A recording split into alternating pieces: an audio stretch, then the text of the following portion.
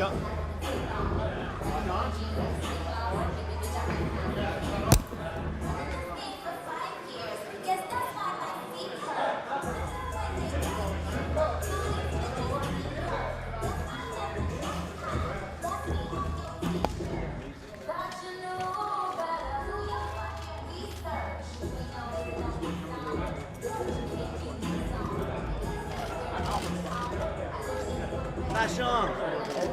That's on. You're up now, yeah? You got the fight, yeah? You got the fight. You got a fight. I got one. You got one, yeah? Did you get a fight this week? No, I had one, and then they told somebody else they pulled out. I accepted, but No way. I thought you said you had it home. no, I did have it. And then they called back. They said that the only reason why he fight me is if he lose for a title or something, for a minor title. So now you've no fight. Yeah, for you, That's baby. all right. Fuck it. Good work. Good stuff. Good stuff.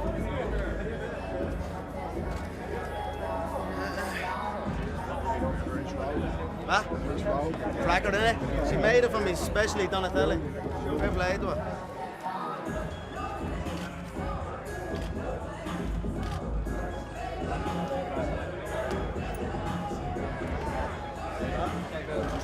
Yeah, give me 12 back. And then stomach moves, so yeah, it's a smaller group. So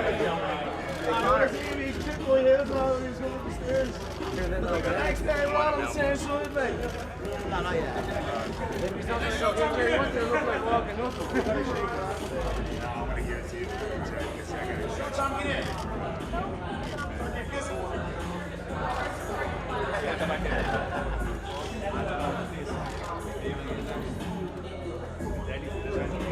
Who's on the music, Jerry?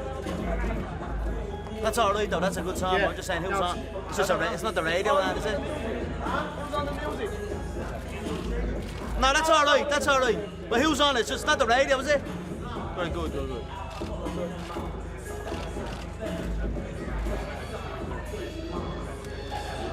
Best shape ever? Oh, 100%. 100%. That's a huge thing to get ready for this fight. Beyond. It's been highly enjoyable. Going from 5-minute rounds to 12 3-minute rounds. It's been, we've had to adapt, but it's been very enjoyable, and I am in pristine condition. You will see.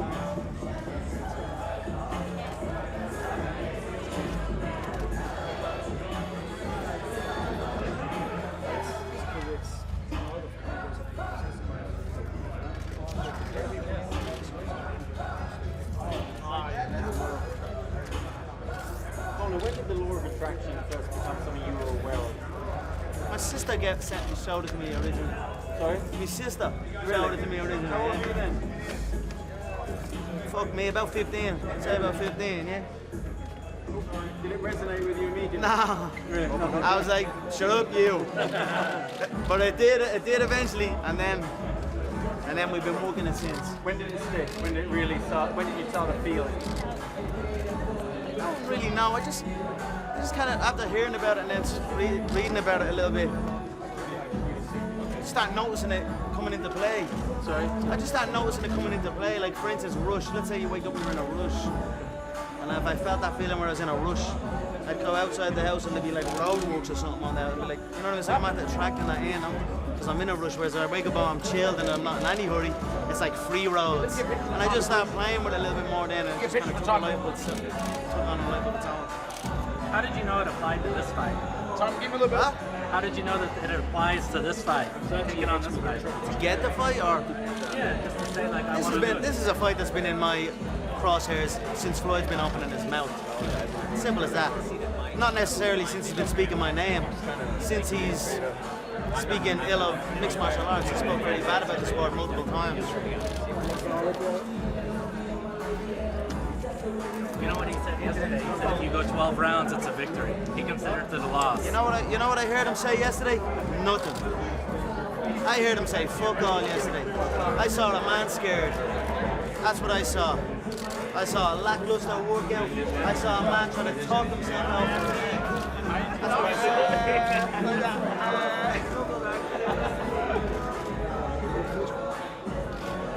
Are you having fun with this, Conor? I love this. This is my life.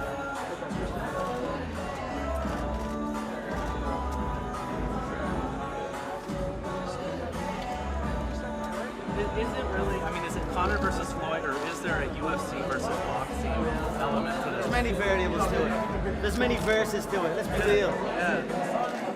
MMA boxing, UFC boxing, old, young. Conor, when Hatton fought over here against Floyd, there was a huge influx of people. I'm sure there's going to be a huge number of Irish fans, British fans, come over to support you. What would that mean to you? It's a crazy time when we come over here and invade this town. It takes over the town, right? Oh yes, wherever we go.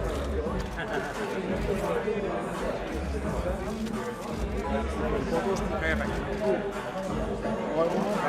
Right, folks, just move the chair over this way. Back up, please. Back up. Dirty.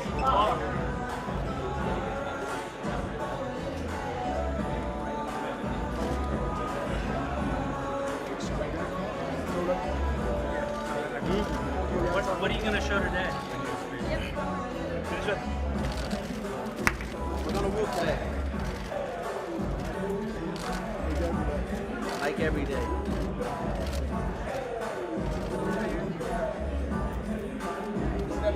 What's up with the sparring partners? Anything new on that? Any new guys that you've been bringing in? We've had some good sparring partners this whole camp. We've done a hell of a lot of rounds, a hell of a lot of fights. We've had a referee present for every single one, so they've been not been spars, they've been contests. So it's been a very enjoyable camp.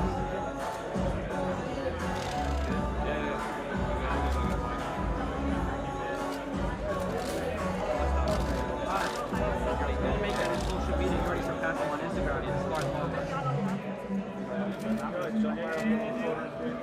I'm not surprised. Conor, how many people from Dublin that you know personally are coming over to the fight? No, a good load of people are coming over. Yeah, a good load of people. Family, friends? Family, of course, always. Always family, always friends. Bring everyone out, we have a good time. These are once in a lifetime moments, you know what I mean? So we look to enjoy ourselves. Floyd spoke yesterday about taking him a while to understand how this works, how to build an audience. For you, it seems like it's come completely naturally and been very authentic. Was there any kind of, moment where you had to change who you are, or, amplify I your haven't changed words? since day one. I'm the same person. I show up to the gym, I work hard, and through my hard work, I gain my confidence. That's been the same since day one. What I arrive to the gym in, what I wear to the gym, my home that I go home to, those are things that have changed. They have become nicer, but the fundamentals are still there. I show up, work hard, and I get confidence from my work. What has being a dad done for your drive and motivation and stuff like It's that? been a great motivation this camp. I mean, I'm in awe of my little boy. I'm in awe of him. We were comparing images the other day, and he looks exactly like me.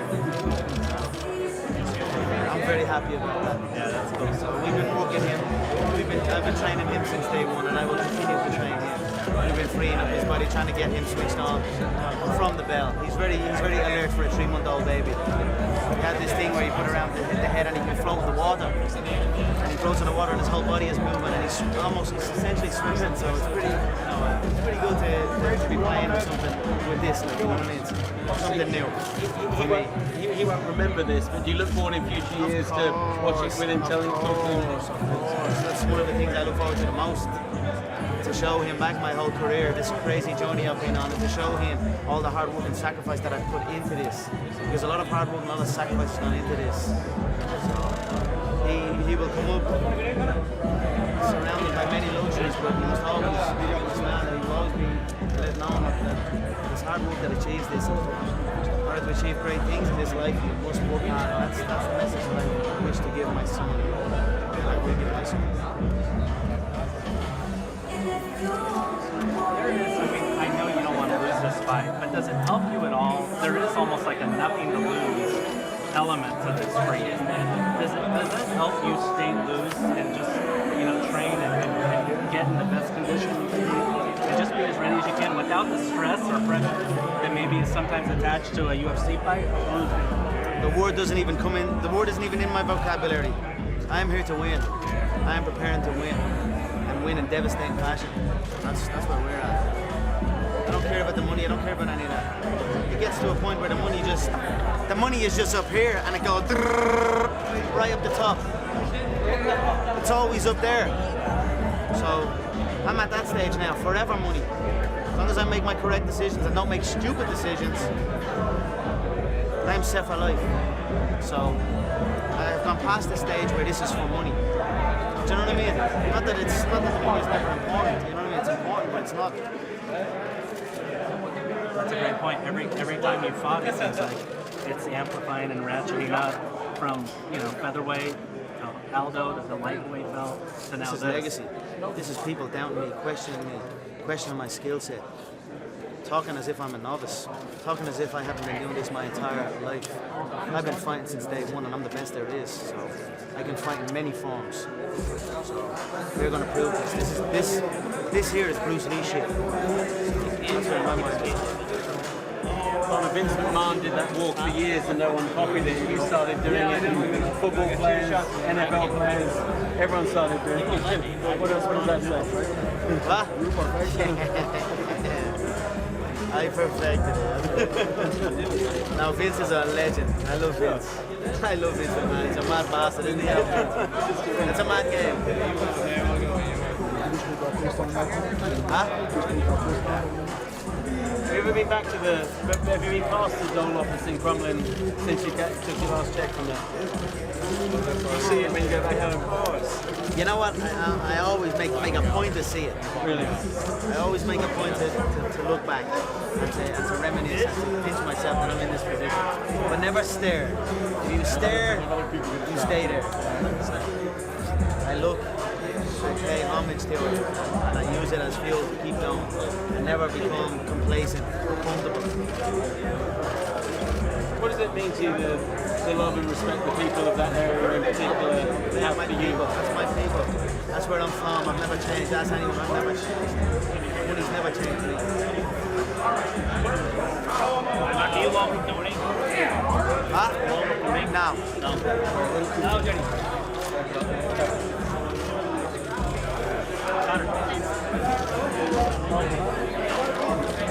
Connor, did you respond to them on check? I'm offering to wine before. First of all, he's 120 pounds. Second of all, he's a southpaw. Right. Thank you. Third of all, I'm more of a big on man myself. I feel. Where was the mention of your face? He didn't even seem interested in the last one. I think he needs to challenge. But he's pretty skilled. He's not applicable for this guy. I spoke to him. He's a fan of yours. Step back, He's a fan of yours.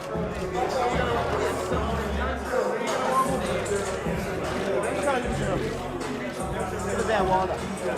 What's up, Belly? I'm good, how you doing, Connor? Reporting. What do you think of the performances this year? You know, very impressed. It's very good for you, I guess.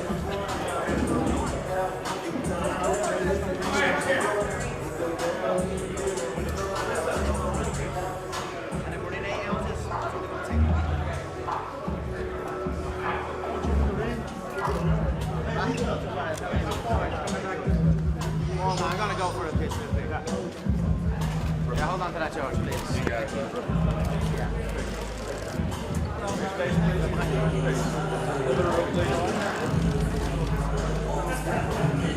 I feel good, Connor. I feel great. This is the area I'm gonna train in.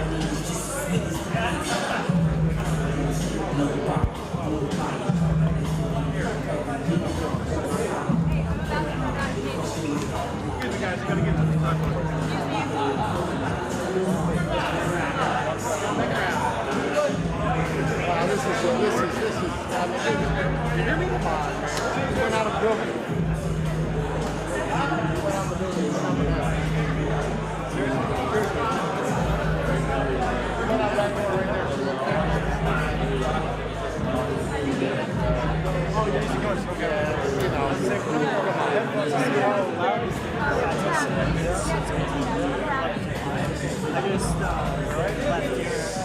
Yeah, have you just Because he's going to move his hand like this. Yeah. Hey, you get almost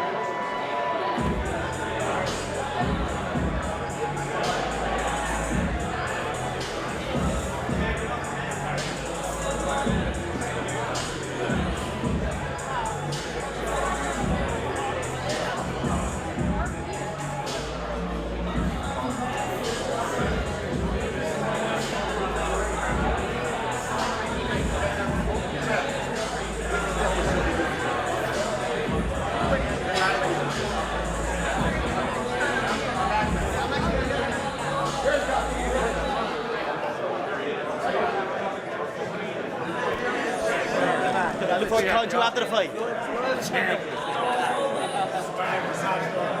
Sure.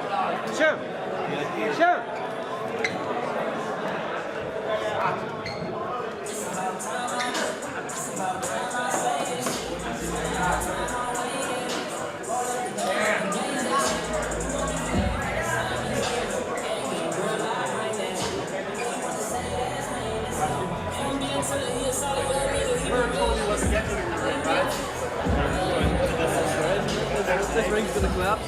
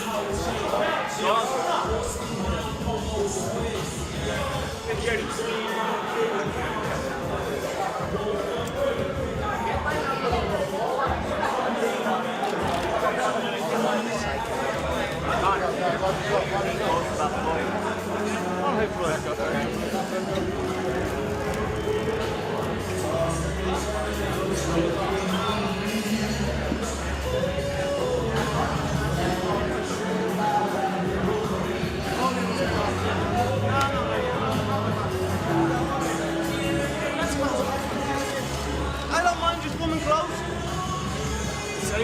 No. I don't mind just coming close. Just give me a good circle. And we're okay. But these are going to be too far sometimes. But just give me a good circle. Like I say, this is the value. Just give me a good circle. And then you can all come close. Oh yeah. Huh?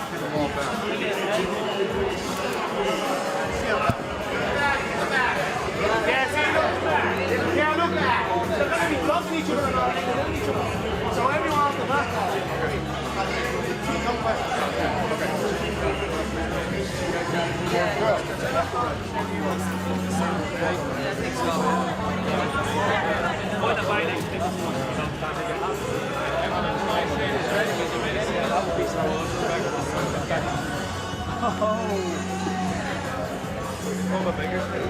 All right, guys, give the champ a little room. Let's give the champ a little room, all right? A little room, man. A little bit. Be behind it. That'd be great. I appreciate that. Yeah.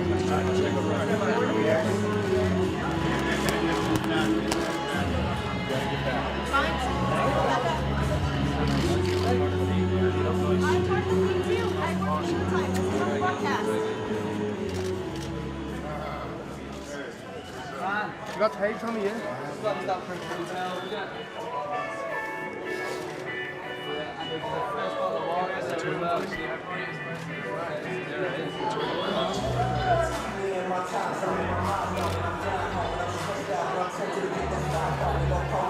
Three people low at the bottom. The tape is at the bottom. Just point.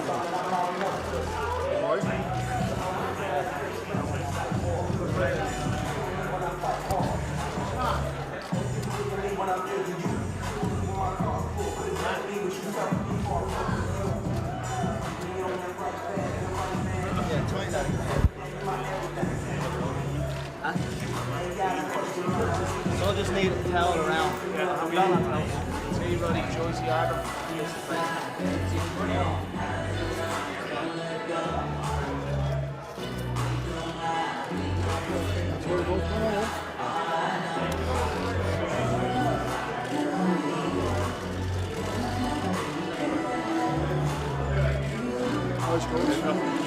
Ah, zo je er nog voor ons. Allee, wat is het? Staat er stond.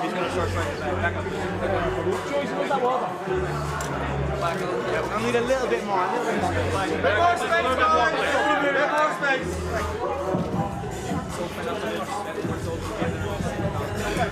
Just make sure the towel is there, yeah?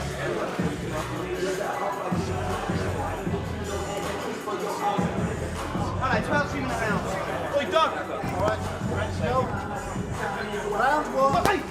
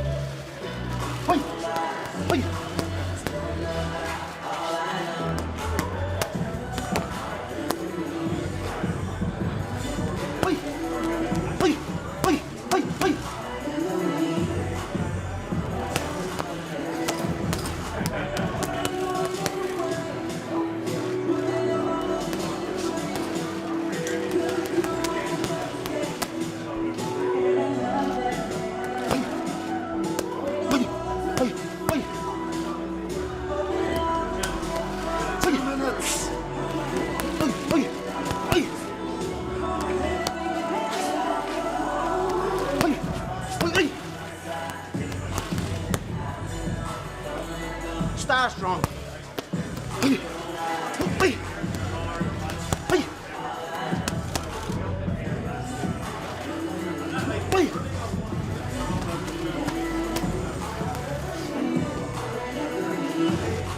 Halfway.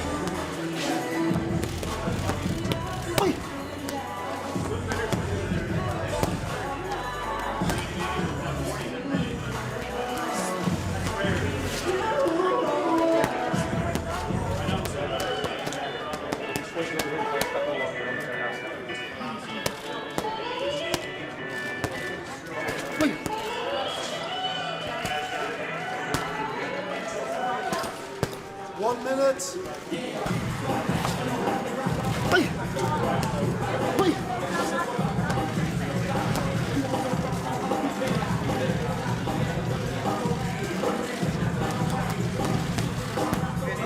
Back up. He is right there. Back up, please.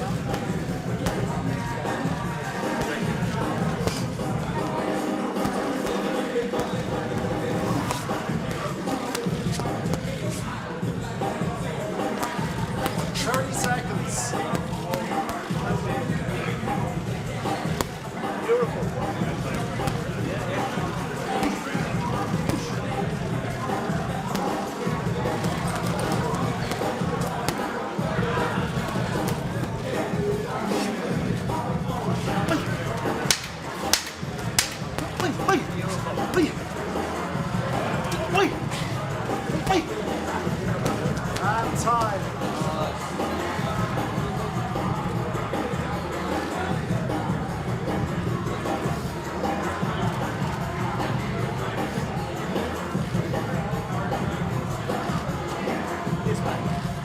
Everybody back up, please. Back up, please. Back.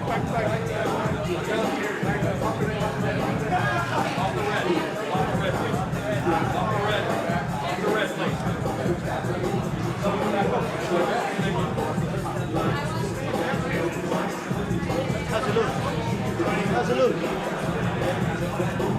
Can't prepare for me.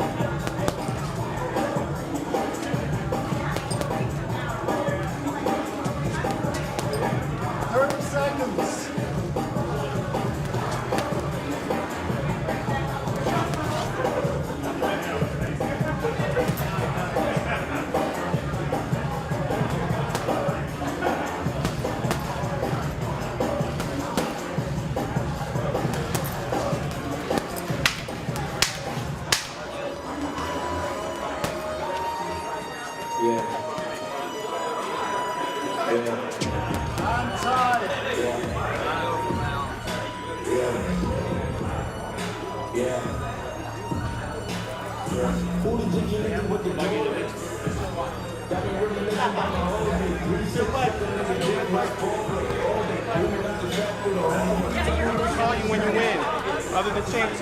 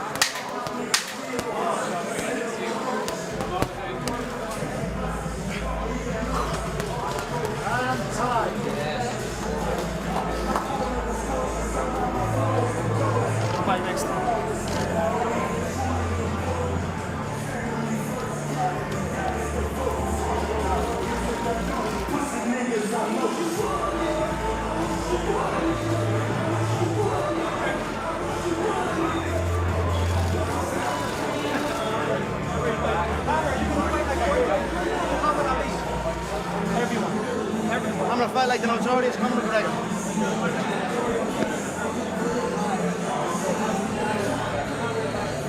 Work the body, boy. Work the body.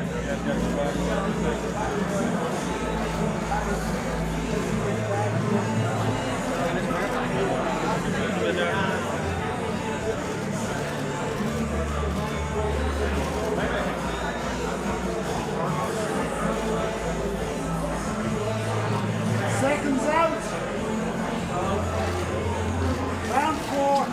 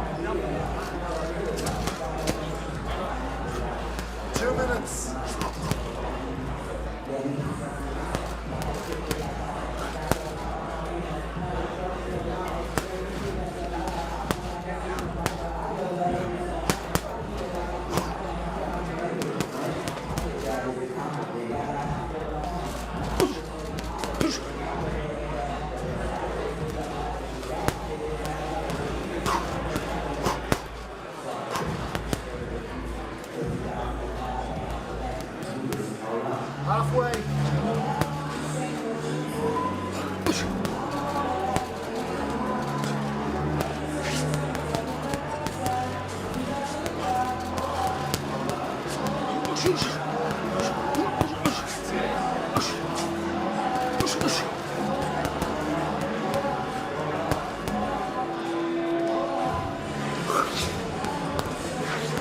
Glide. Glide, young boy. 1 minute.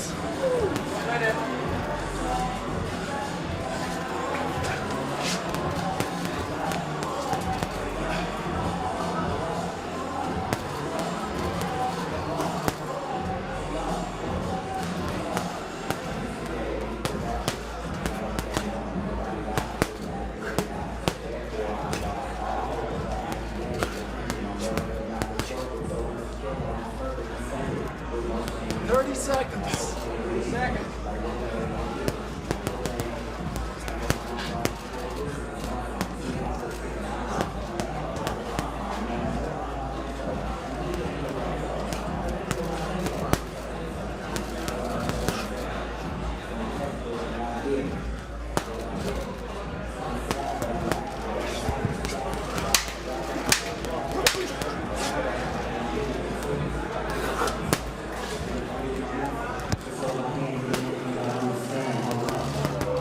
Time.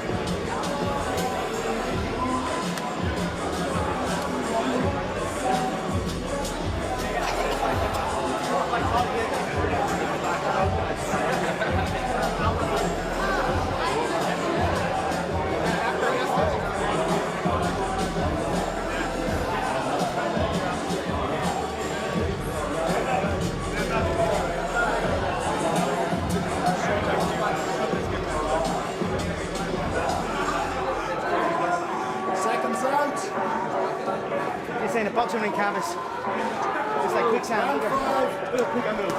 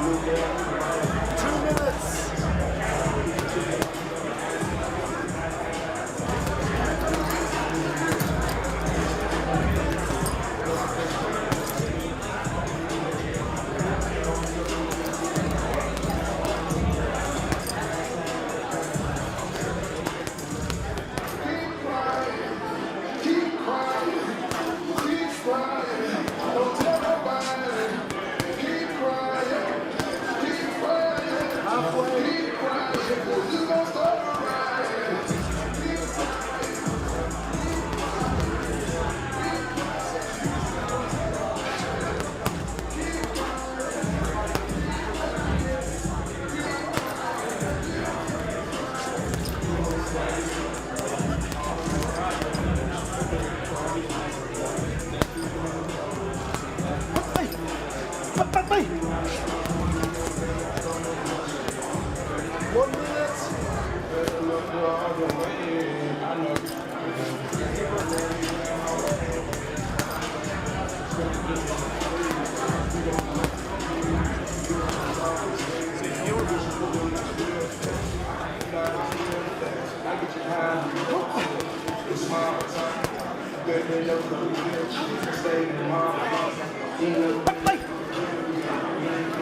Wait. 30 seconds. Wait.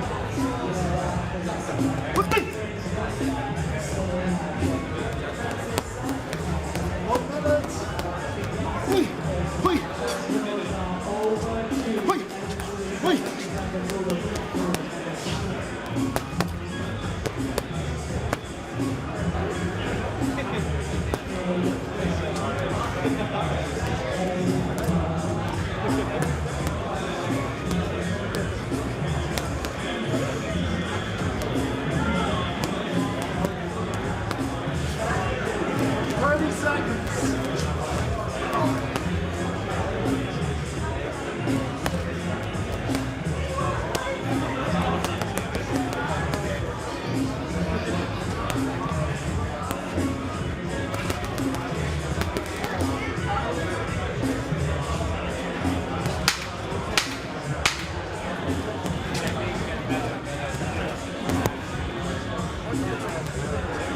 And time.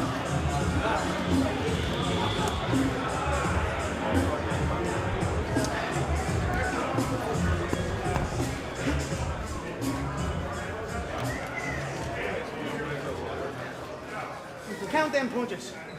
Can't you box? Shocking world.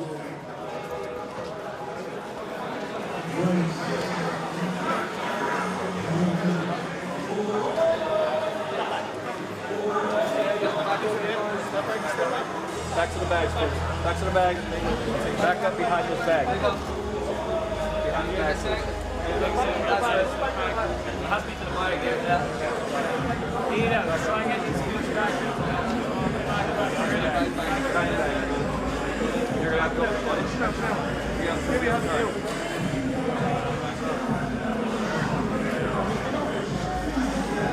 Seconds out.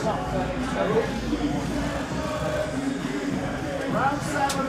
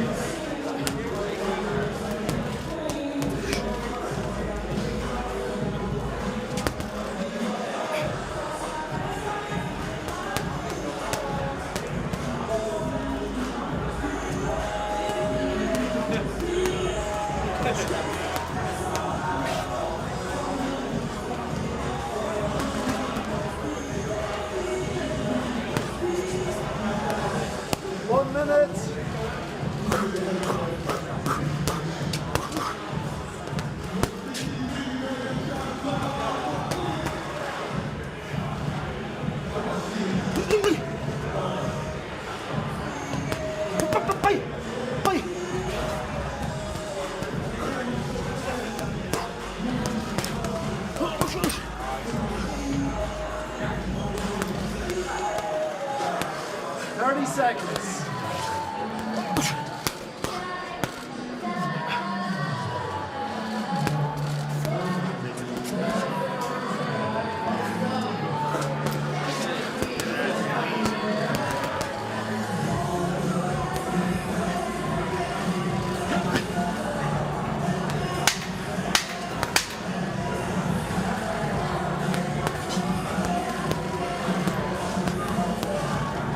And time.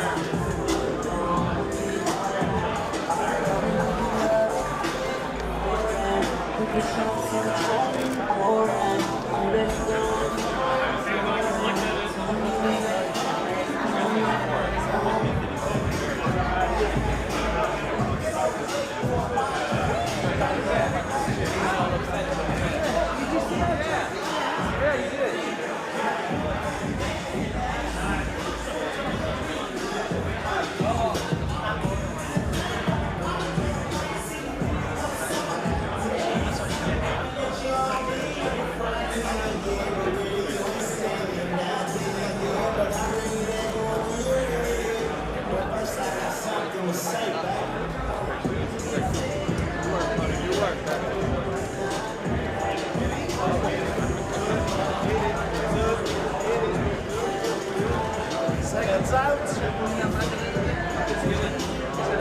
Round 9. That's it. All day.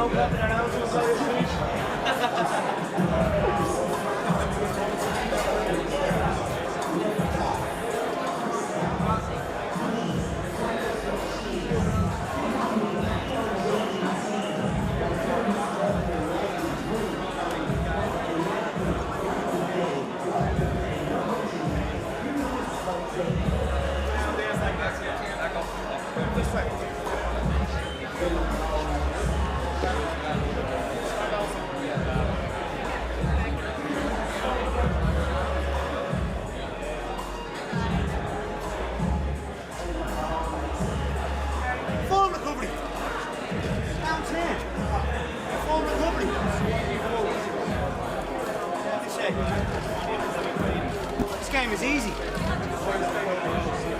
Seconds out. All day.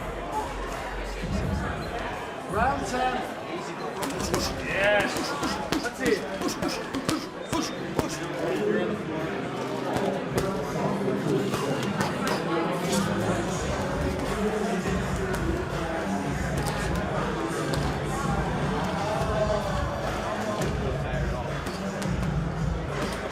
Beautiful. Every shot the hook. Every stance. And the tank. And the move.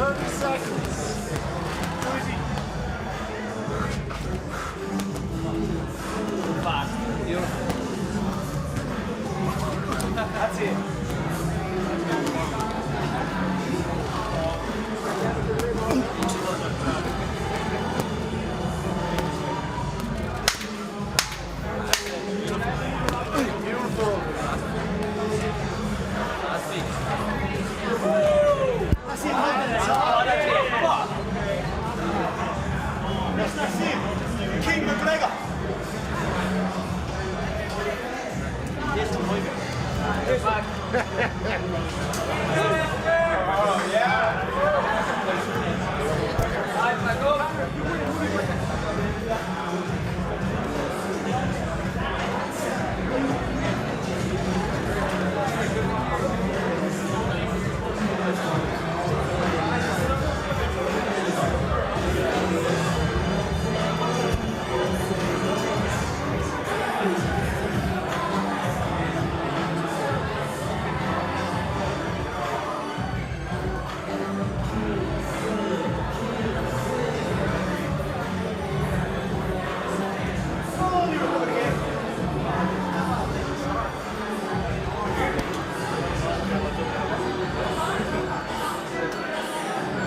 Seconds out. Round 11. Conor McGregor. Fun going in. Conor didn't do that. Last 2 rounds. Let's pick it up. Really get energized here. Get to the 11th round. All day. All day long. That's it, Dylan.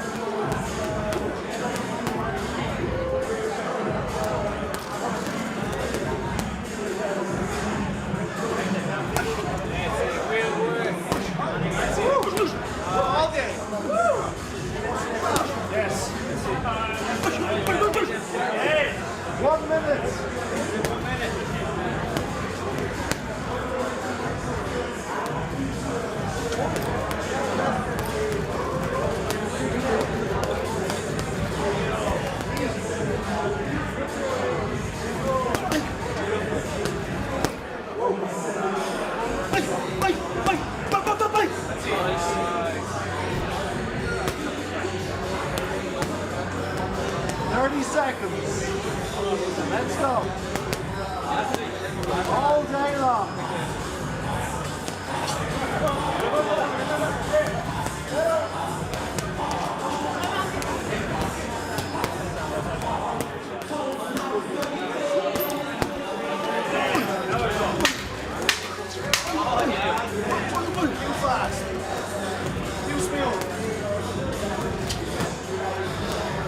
And time.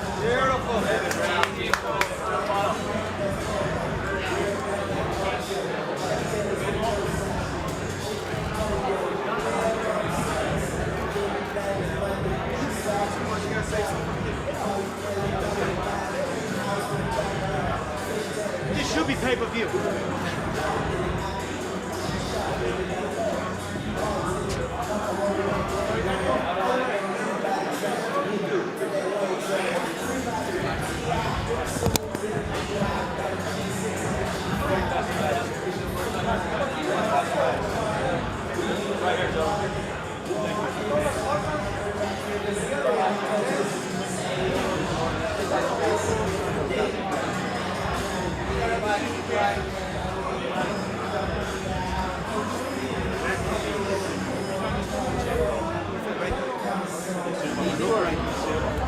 Seconds out. Round 12. Last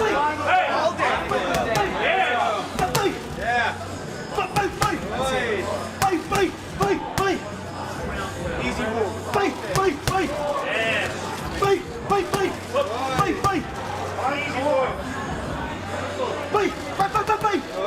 Too powerful.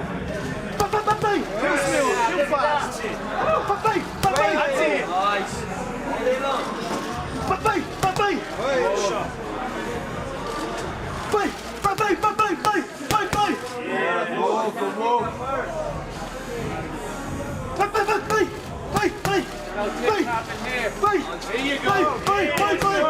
Easy move. That's it. Take that shit.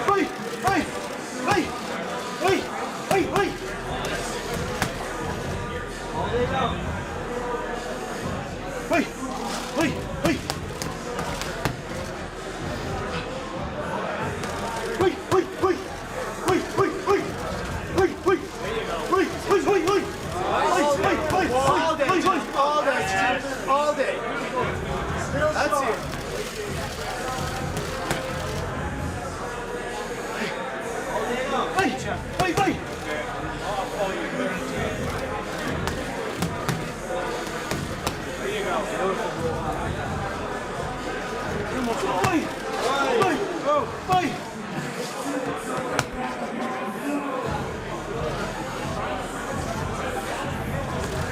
halfway through.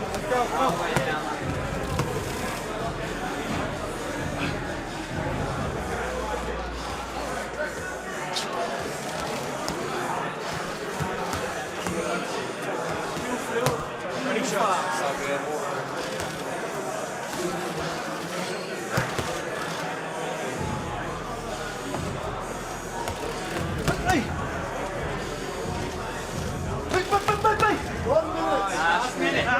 Last minute there.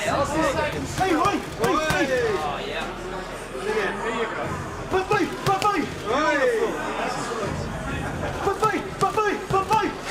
That's easy work.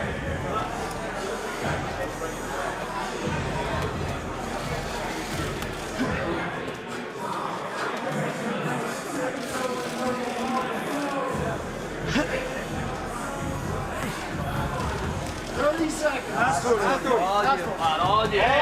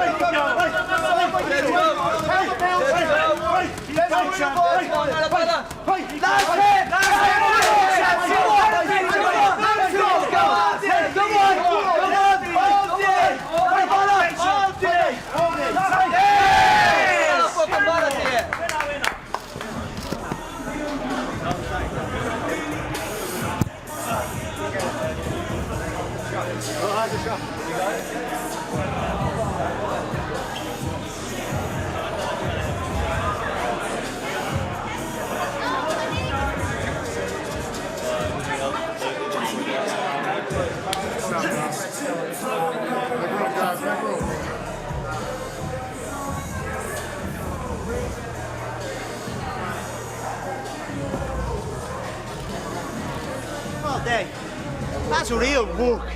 That's real fucking work.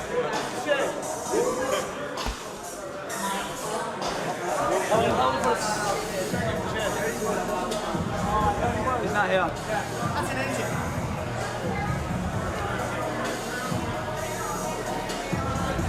Looking good.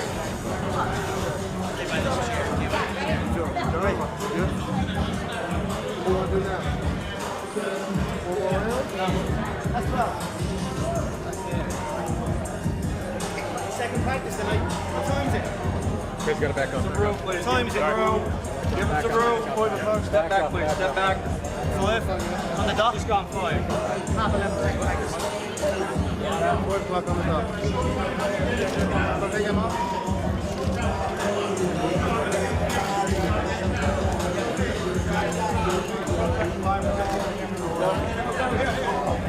No. Get the recovery.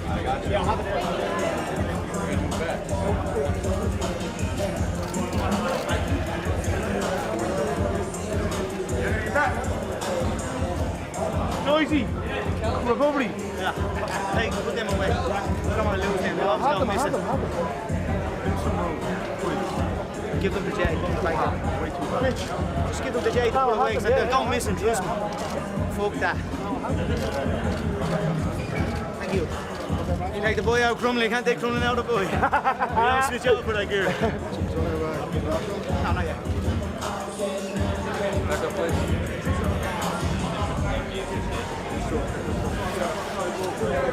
Dress now.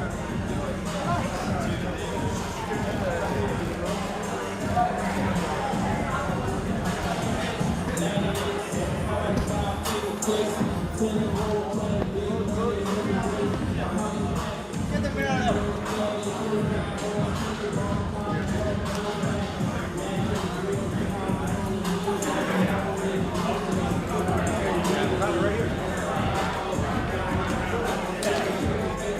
Give me a mirror.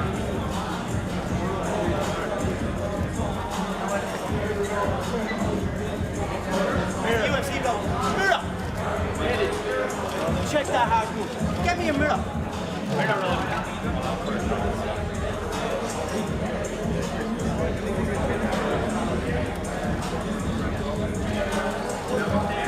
Behind the fuck the porter. Hey, what's up?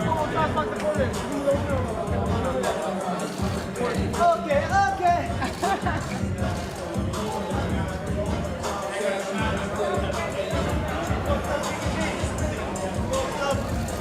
Boy, fucked up. Back up with the cameras, please.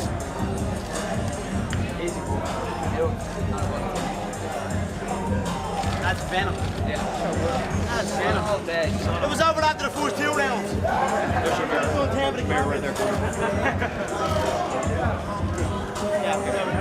Back up, please. Take a hold.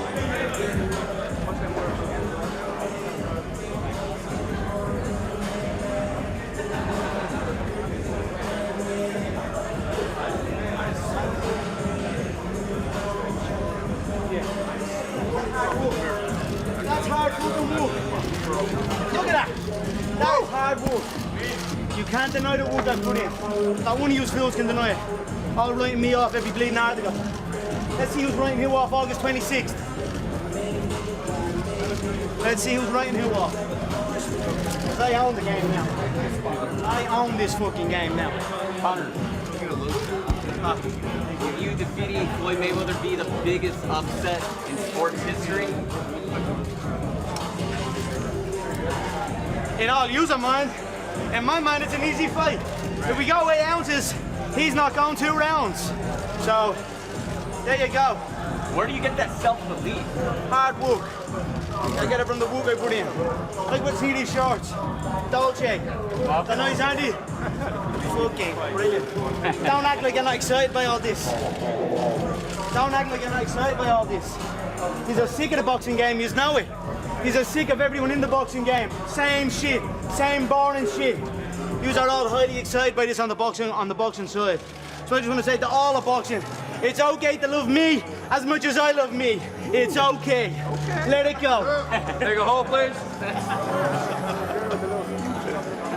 Sounding speech. Shower time.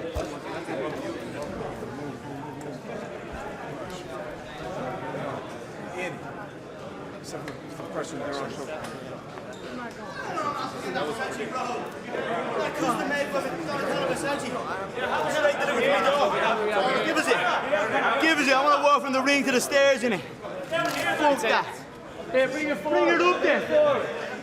Fuck that. Custom made yoke. Delivered straight to me door by Donatella Versace. Thanks, Donatella. Wherever you are, baby.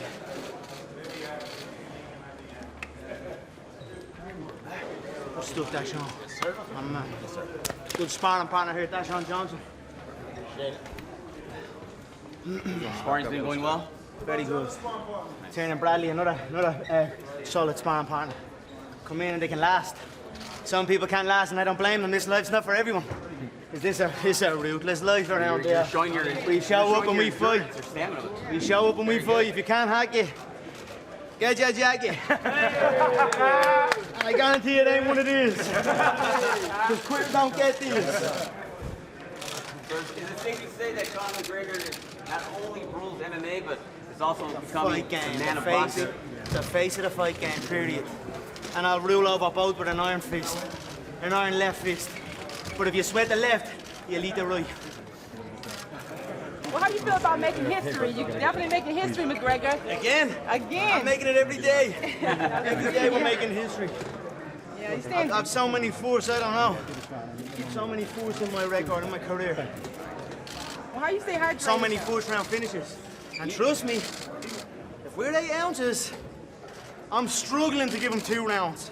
And that's the God's honest truth. The only reason I'll maybe give him 2 rounds is because in this game, the referee stops me from pounding his head into the canvas. And he has 10 seconds to recover. That's the only reason he might get to the 2nd round. Wow. What makes you so much better than Floyd Mayweather? Everything. I move different. I strike different. I'm from a different game. I'm from a more ruthless game. You can sugarcoat it any way you want. We get smacks of elbows, and we don't cry. We just have to eat it. We get a smack of a shin bone, a knee, a foot, a heel. And there's no whinge into the ref. There's none of that. You've got to just handle it yourself. So that's the game I come from. Do you feel that you beat him mentally already in those press conferences? Tell me where he's been. Have you seen him? I haven't seen him. He's been in hiding. He used to be everywhere. Now he's hiding behind these little strip club things, or whatever he's doing. You can hear it in his voice, you can see it in his eyes, you can feel it in that gym yesterday. Don't lie and act like there was no. Where was the energy? Where's the tempo? He was talking over fatigue. He was trying to talk his way out of fatigue. Hey, switch that song, do this, do that. No, I spotted it. I see a beaten man in his eyes, in his body language, and everything he does. So that's it. Conor, how much was the rope? Like I said, this was custom made and delivered to me yesterday morning by Donatella Versace. A gift? Exactly, a gift. You can't get these, mate. You can't get this gold thing on this back. Have you seen how many times you've seen this? Everyone seems to be rocking these, but no one got this on the back. You've got to know Donatella to get that. Right, from now on, I'm gonna get dressed in the shower and then we'll talk properly. Right? Any message to Take a home, please.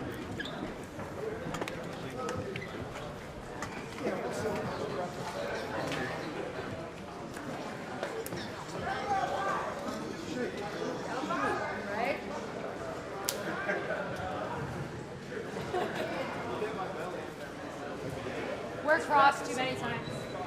That was fun.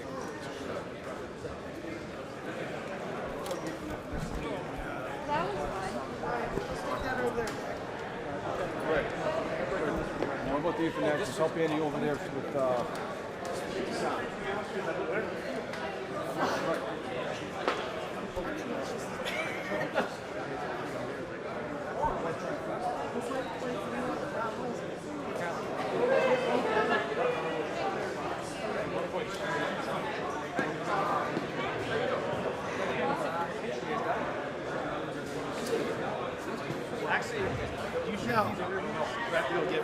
Are you serious? Nice. That's awesome. So you're trying to go in there for your interviews next? I think he's going to get cleaned up next. try to get Roddy and then Kavanaugh. He's supposed to go do this next. Right. So we need to go over there and set up on our tripod. Different. It's a little different.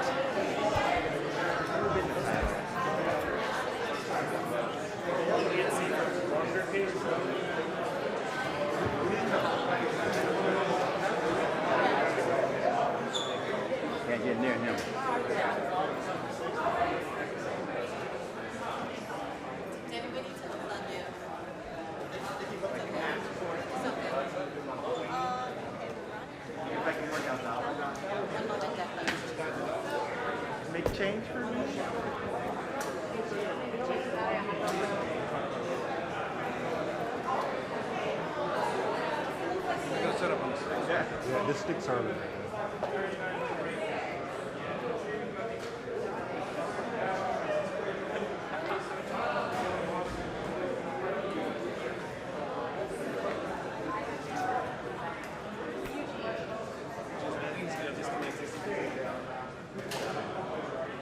Hey, Eugene. I think you better just disconnect. Come back. Eugene, come back.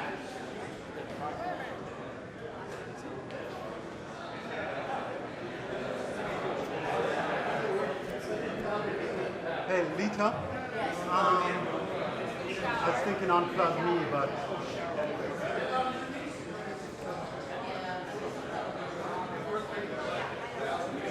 Huh? No, unplug. I say unplug from here.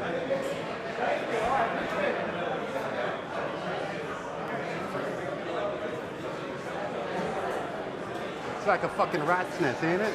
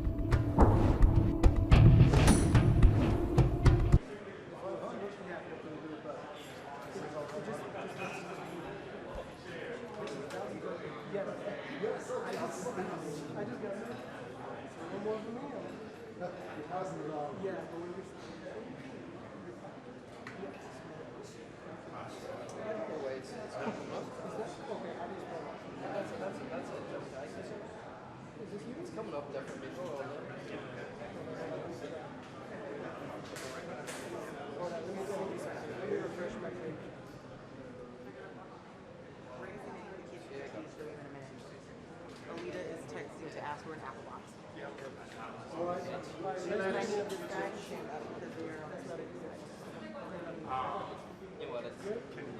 Yeah, he's gonna come. Yeah, he's gonna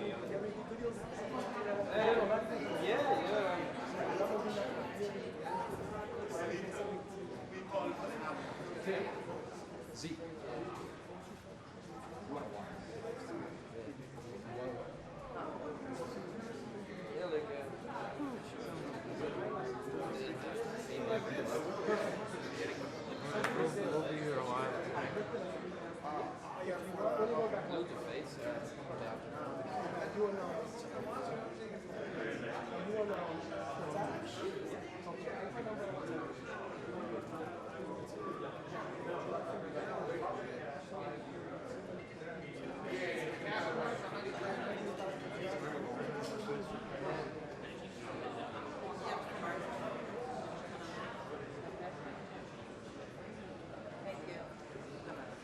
Apple Boxes, right? In a man? I'm not sure. Where's Rachel? That's who I'm called. That's who I just called. Because I want him to- Simplemente es el pollo, ahí está ya. He's coming. He's coming up.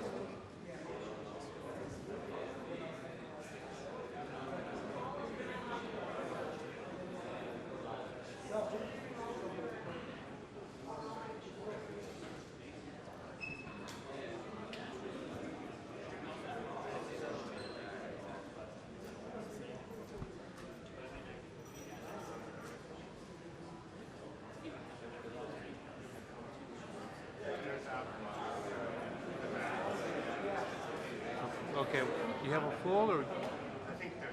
Yeah? Okay.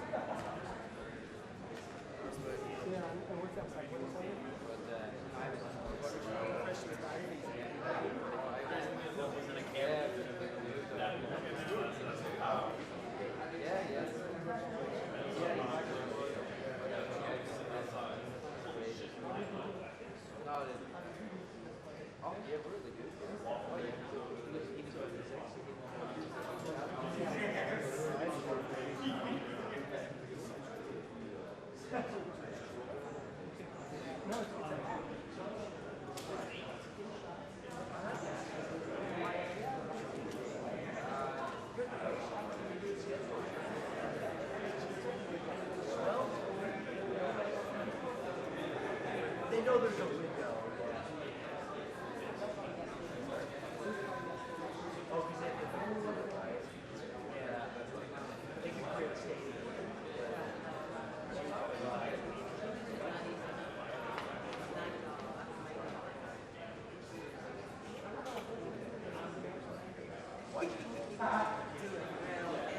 Not to say, yeah. When you're in that moment,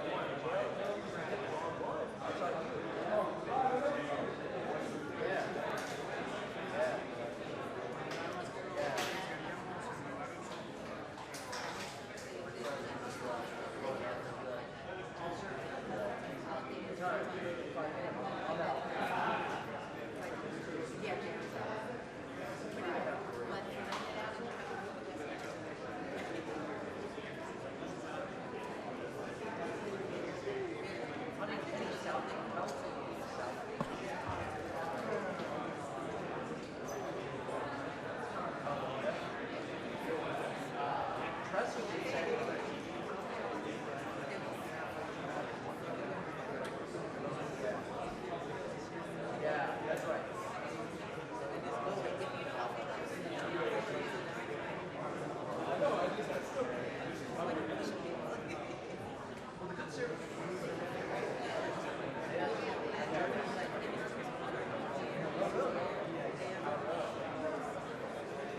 Really good way to force them. Yeah. Yeah. Yeah. Right, right. I grew up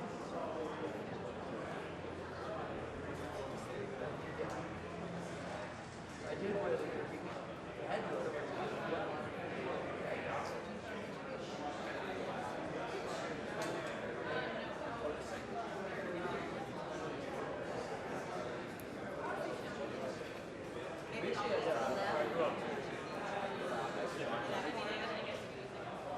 they have like certain protection. Tried to surf it. That's where they got it from. Really? Yeah. Look fun, like well, slash your tires, like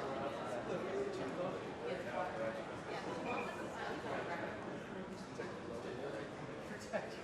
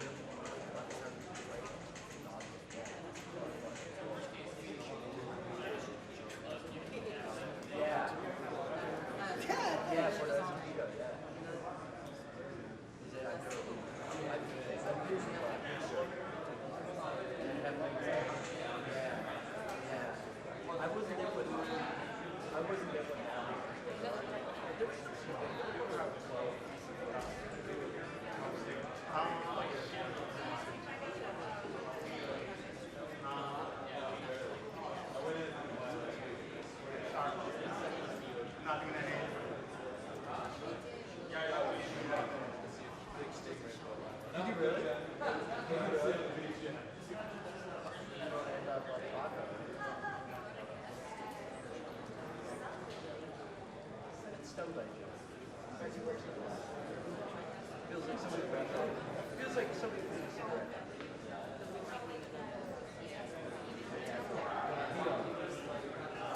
Did you really?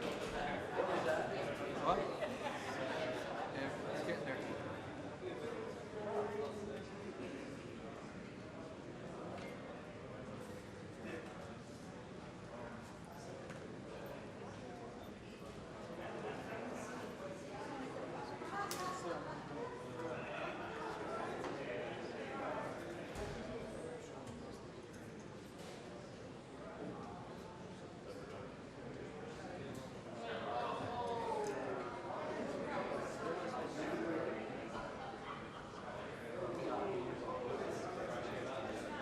Is it Friday?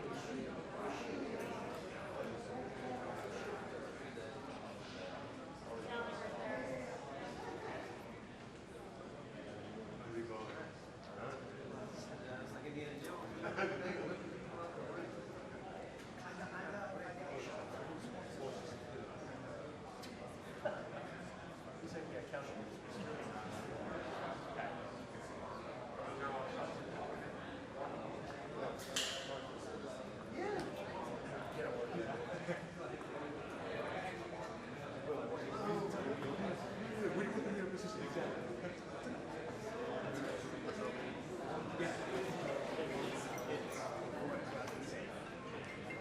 Yeah. There's another plug over there. There you go. Yeah, it's a nesting out.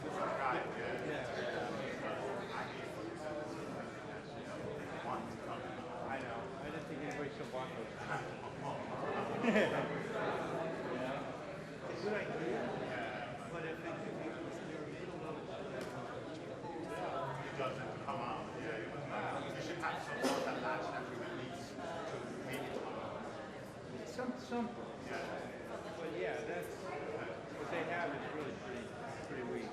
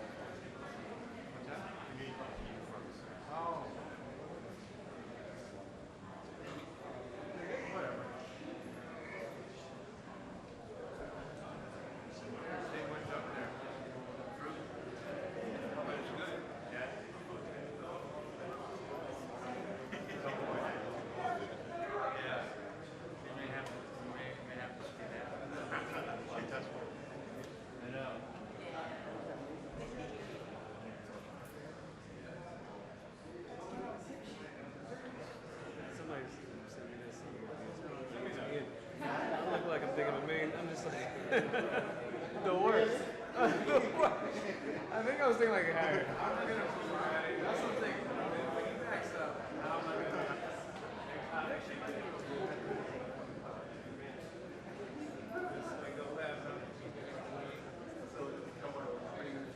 I was watching it and they said it to me. I was like, look at you, man.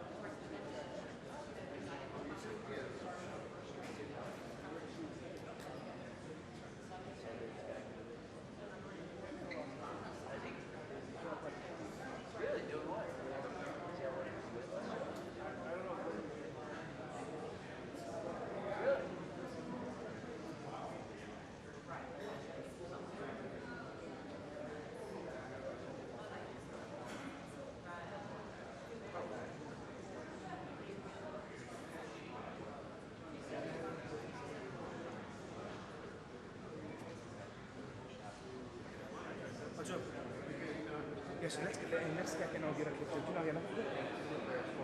Because it's going to be a world record at least.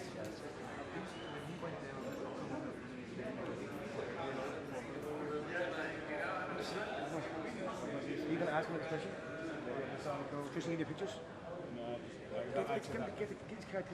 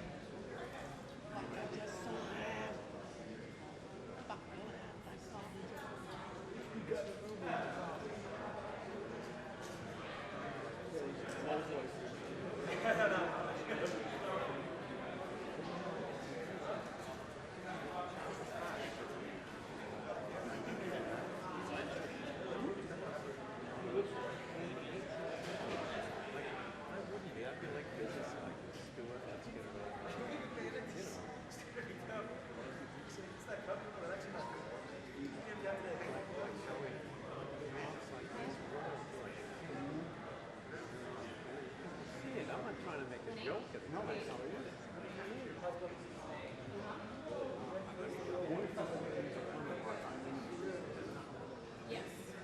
Okay. Yeah. Just leave those. Okay. I'll make sure. No. I'm not putting my hand into that. Put the fucking wall shit on, let's get out of here.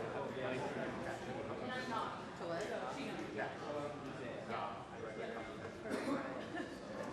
Yeah, Crystal and all of them have a yeah, she's just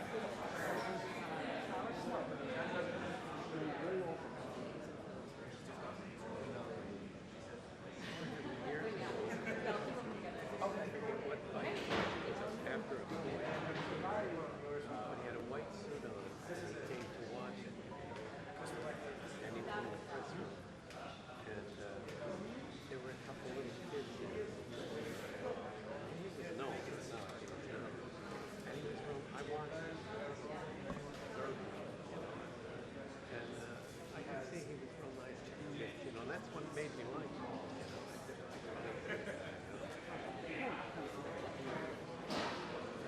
I never actually.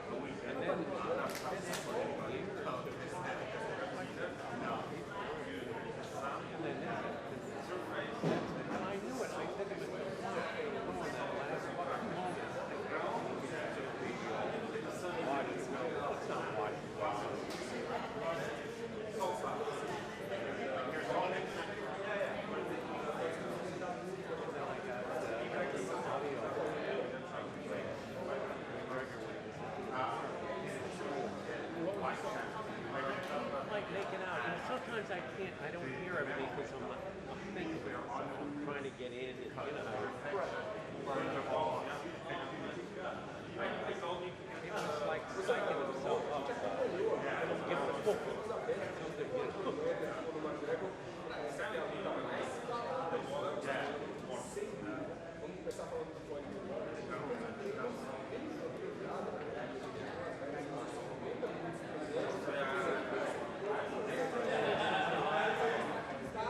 It's all part of the business.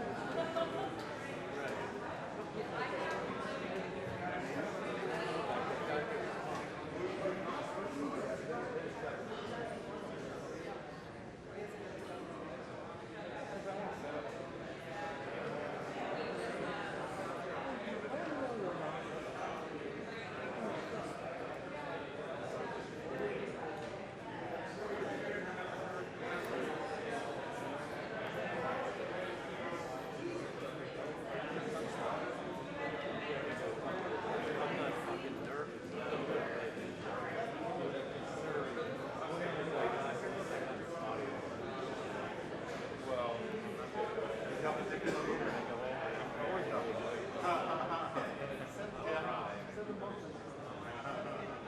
did my first quadruple dip last month. So I do like 3-4 triple dips, which triple dip is easy. But quadruple dip, I did 4 shots. Dude, it's just like, you know, it's just, I guess I'm lucky.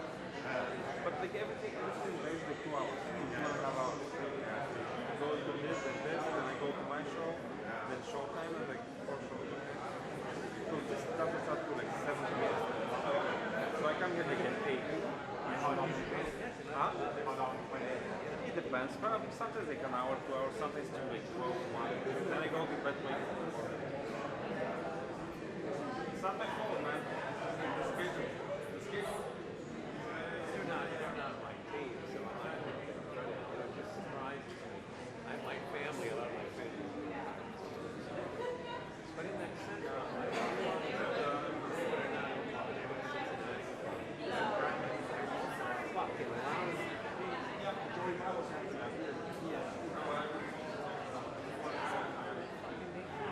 that bullpen was with it anyway. You know, they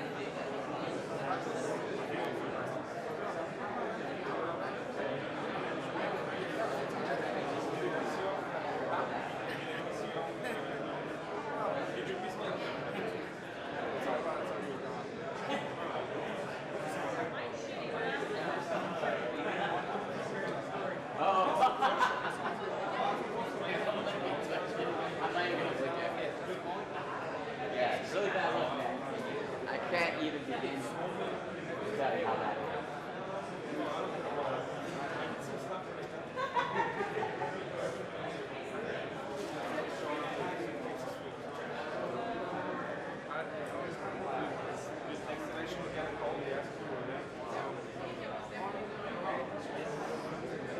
Oh, yeah. Okay, I know this one. Yeah, I'll get you. It's like a plastic one, and like with a little circle, and it's all protected, and just stick it. I'll take it.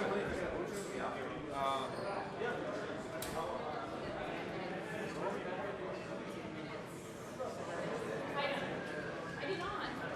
Okay. Just so you guys know, we're looking about 10 minutes.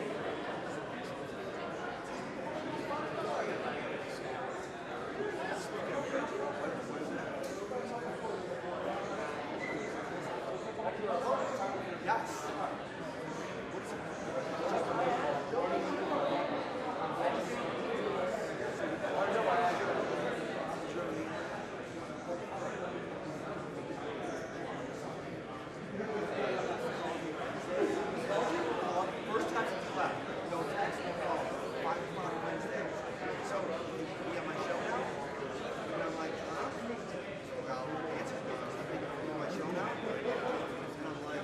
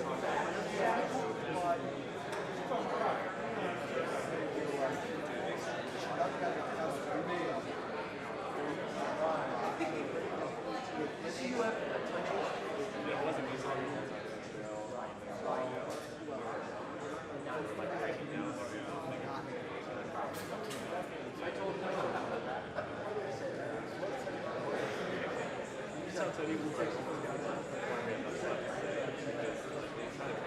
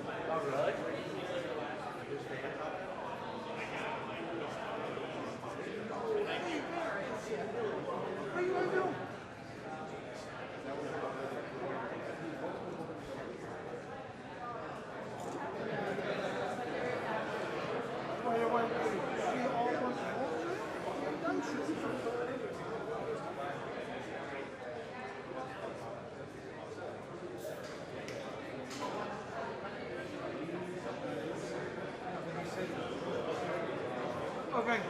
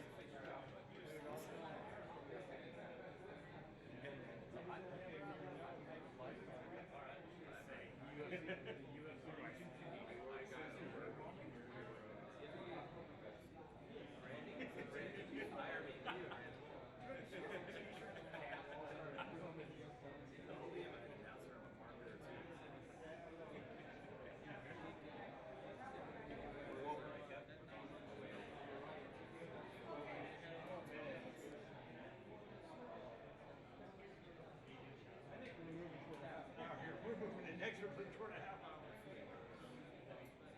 We're moving towards 4.5 hours. Right. I see 1.5. I got it at 1:45. What are you talking about? Yeah, we'd like to get this one done before tomorrow.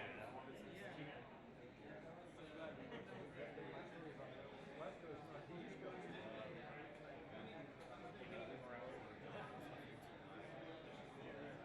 He texted me at 5 o'clock. I wanted to go do an interview. I had time.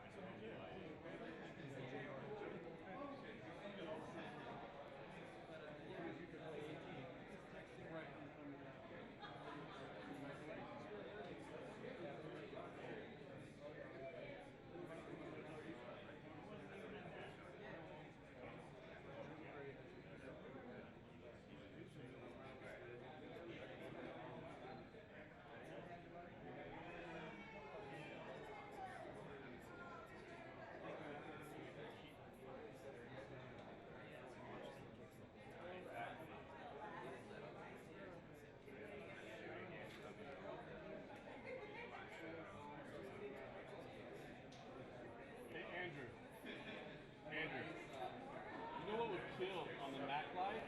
It's like an episode where you fall apart. It's like a time management seminar or something like that.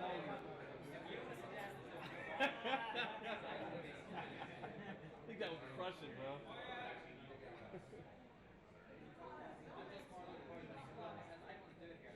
What's over there? Not comfortable here.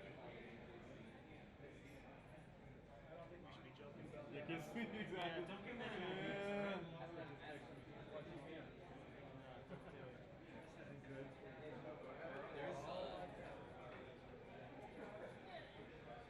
There's like a bunch of streams too. Showtime PPV, you can do the CCD, Facebook Live. Yeah, right. We're stars of all. We're starting to make it. IMDb page. The mic is live too.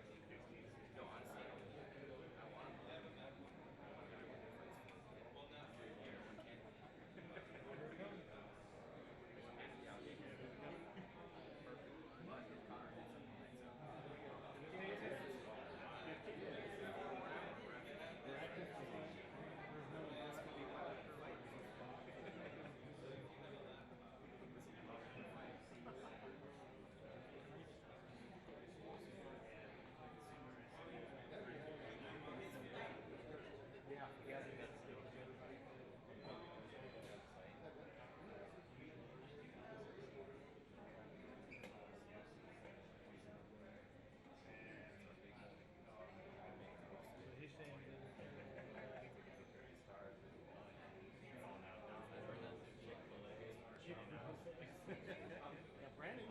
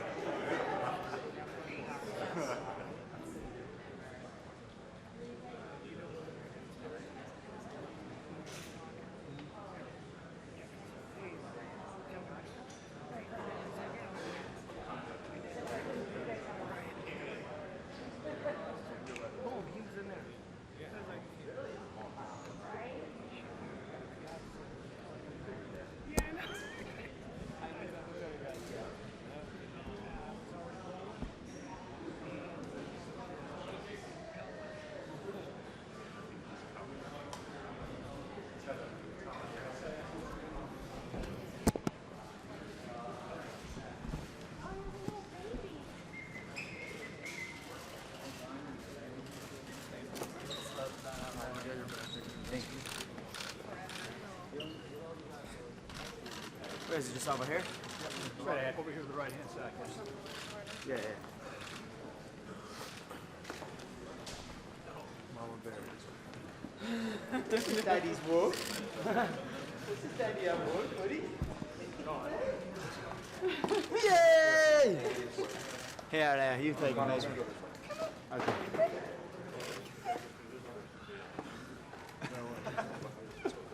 There's that chair there. You get a proper crisp.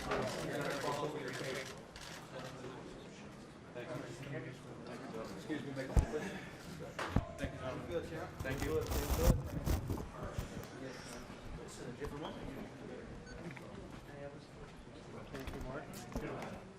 Nice shoes, Conor. Thank you so Conor, obviously this is a unique experience for you getting ready for a boxing match. What's the process been like? Has it been fun, frustrating, difficult? What's it been like? It's been a lot of fun. I mean, to adapt from 5-minute rounds to 12 trees has been different. We've had to adjust some things in preparation, but it's been very enjoyable. It's like everything's refreshed, so we've had a great time. It's been a great training camp, a grueling training camp, multiple fights in the training camp, and we're ready.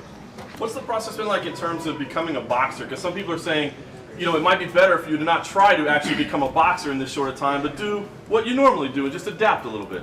Yeah, I've been lacing up the gloves my whole life. People think I'm a day one novice or something. I'm a multiple weight world champion, multiple weight world champion in multiple organizations. So I've been lacing up the gloves my entire existence. So of course we will come with a different approach than people are used to. We will paint many pictures inside the ring, and that's it. When you talked about in LA, you mentioned the footwork, and you said doing capoeira and karate and all different things. What impact do you think that has on him when he's standing and expecting the guy moving one way, and then you're kind of doing that stuff? You said it best. It forces a man to react off of my creation. He is not creating his own setup. It is simply he is reacting. So when you're reacting and not creating, you're in trouble. And then factor in with the punch power and the precision. And it's not going to end well for Floyd. And it's not going to end well for all the people who are doubting me and so convinced that this is what it is. And I am just looking forward to post-fight educating the entire world once again what true martial arts is. You had said at one point when you were talking about fighting him that you were concerned about Bayless as the referee. I think it was your team that was concerned about Bayless, correct? Because no, I mean not necessarily concerned. There's no concern. It's just simply his views. He went public on what he thought the fight was. He dismissed it, or like multiple people in the boxing industry. So straight away, he can't be involved in the event. If he has a conflict of interest in it and he is a certain way, you cannot be involved in it. So I guess my question out of that, Conor, would be then, are you concerned about a boxing specific referee who may not understand those movements you're doing, and when you're doing that would say, hey, let's go, fight, and try to get you to fight in a more traditional boxing manner? Everything is legal. Everything is legal that we have been doing here. I mean, we have brought in, I've had a referee present at every single spar. I've had a Hall of Fame referee, Joe Cortez, here in Vegas. I mean, if that doesn't show the boxing community that I'm taking this seriously, taking these rules set seriously and looking to abide by this, and of course I'm going to play to the rules and I'm going to implement my own stuff, but we are prepared. I mean, you don't have, go ask Joe what the preparation has been like. You know what I mean? We are prepared here. So he's my neighbor, right? Yeah, I will. So it will be unusual to everyone watching and to Floyd, of course, but that's not my problem. So Conor, they will study it after it's done. Conor, what's your response to Paulie leaving camp and what he said about you? It shows his character, in my opinion. He was looking for an exit. The spars were not good for him. He took a lot of head trauma. Straight after it, we were worried. The sparring partners were actually telling us when he was dropped back to the home that he was stumbling out of the car after the 12-rounder. He was knocked down. He was flattened against the ropes. Multiple times the ropes kept him on his feet. We were worried about him. We thought the worst was that to happen. You know what I mean? He was certainly badly concussed. And then he just got out of there and went running. And I don't know. I mean, I don't mind Paulie. He came in. He spoke a hell of a game previous. very disrespectful to the skill set, very disrespectful to the discipline. But no matter what a man says, if they show up and try to answer that and try their best, you've got to give respect, and that's what happened. He showed up, he tried his best. It didn't go his way, he got his ass whooped, he got his pride dented, and then he wanted a way out. What better way for a guy like him to exit under a load of questions and mysterious, you know what I mean? So, under a load of questions, so... What's your response to the way he says you've been treating your sparring partners as far as the house they're staying at? I think it's ridiculous. I mean, we have multiple houses over here. He can say what he wants. The guy is a mouthpiece. I don't know what else to say. He came in, he got his ass whooped, he got his ego badly dented, and that's it. I mean, we sent the footage of the knockdown, we sent the footage over, and I don't think they are refusing to show it. So he was flattened. What can I say? He got his ass whooped. But I like the guy. He's all right though. He's kind of like a lovable mouthpiece. Do you know what I mean? But he's all right. You know what I mean? So, but it did not go well for him. So, when I was hearing all the stuff he was saying, I was like, it's concussion talk. The man is badly concussed. I mean, look at his face. He was bust up bad. As far as the images that got leaked, let me clear this. I didn't leak no images. The image I leaked and the image I released, the only image I released was the original one where my hands were behind my back, and that was in response to the comment where he said. He went on a big quote, and one of the comments in the quote was, "I will beat him with one hand tied behind my back." So I released one picture with me whooping his ass with both hands behind my back. No connecting to the face shots, no him getting slapped around the ring, nothing like that. After the second one, he went on his world tour, or after the first one, he went on his world tour and came back. He got his ass whooped and he got dropped. One of the pictures got leaked. I don't know how it got leaked. When I found out, I pulled it back. Obviously the internet's the internet, it blew up, and then he had such an ego about it and so much pride, and then he went running. But it worked out perfect for him because he didn't want to show up and go again. He couldn't. It's just, it wasn't in him. So that's it. It worked out great for him. He got to exit under a cloud of questions and exactly what a mouth like him wants. So that's Any concern he might speak to Floyd? Sorry? Any concern he might speak to Floyd? Let him speak. I'm sure he has. Let him speak. You can't prepare for me. You can't prepare for me. You can't prepare for the movement. You can't prepare for any of it. He can sit here and watch this, and I'm sure he has been watching that. Let him watch. Let him try and study. But you cannot prepare for this. There's nobody in the game that moves like me, that strikes like me, and that has the confidence like me. So let them speak. Let them talk. It's all good. Conor, can you describe how you're gonna take out Floyd? Yeah, do you vision it? Do you see it? I'm going to knock him out bad. I mean, he's too small. I know he's fast, I know he's got good reflexes, I know he's experienced. I don't care. I hit you, you fall, and that's it. He will be unconscious. If we go 8 rounds, or if we go 8 ounces, which we are very close to, I believe, there's commission hearings and all, so I'm very pleased about that. He will be unconscious inside 2 rounds. Really 1 round. Only for the 10-second count, I will give him maybe surviving into the second. But if it's not, and it's 10 ounce, maybe 4 rounds. But under 4 rounds, he is certainly unconscious, and that's it. Just to finish up on that Paulie thing really quick, Chris Van Eerden also made the same comment about you, and both of those guys said it was dirty pull to release. Now I know you said you didn't release Paulie, but Chris Van Eerden made that same comment. They released first. Chris Van Eerden, that guy, shook hands. Such an honor. Really nice guy. I was like, yeah, thanks so much. We had a great training session. I was like, oh, he's a nice guy. And then interviews start happening. And then they go on these world tours and, he wouldn't beat nobody in the 147-pound division. And I'm looking at this guy like that. I'm like, wait, what? What kind of shit is that for him to say? He's just been saying it was an honor, and then there's a mad interview going now.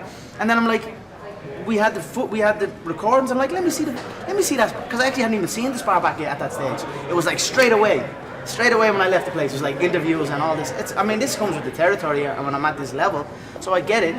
But this from a face-to-face respect, and then a disrespect, he can't last and he can't do this. I'm like, what?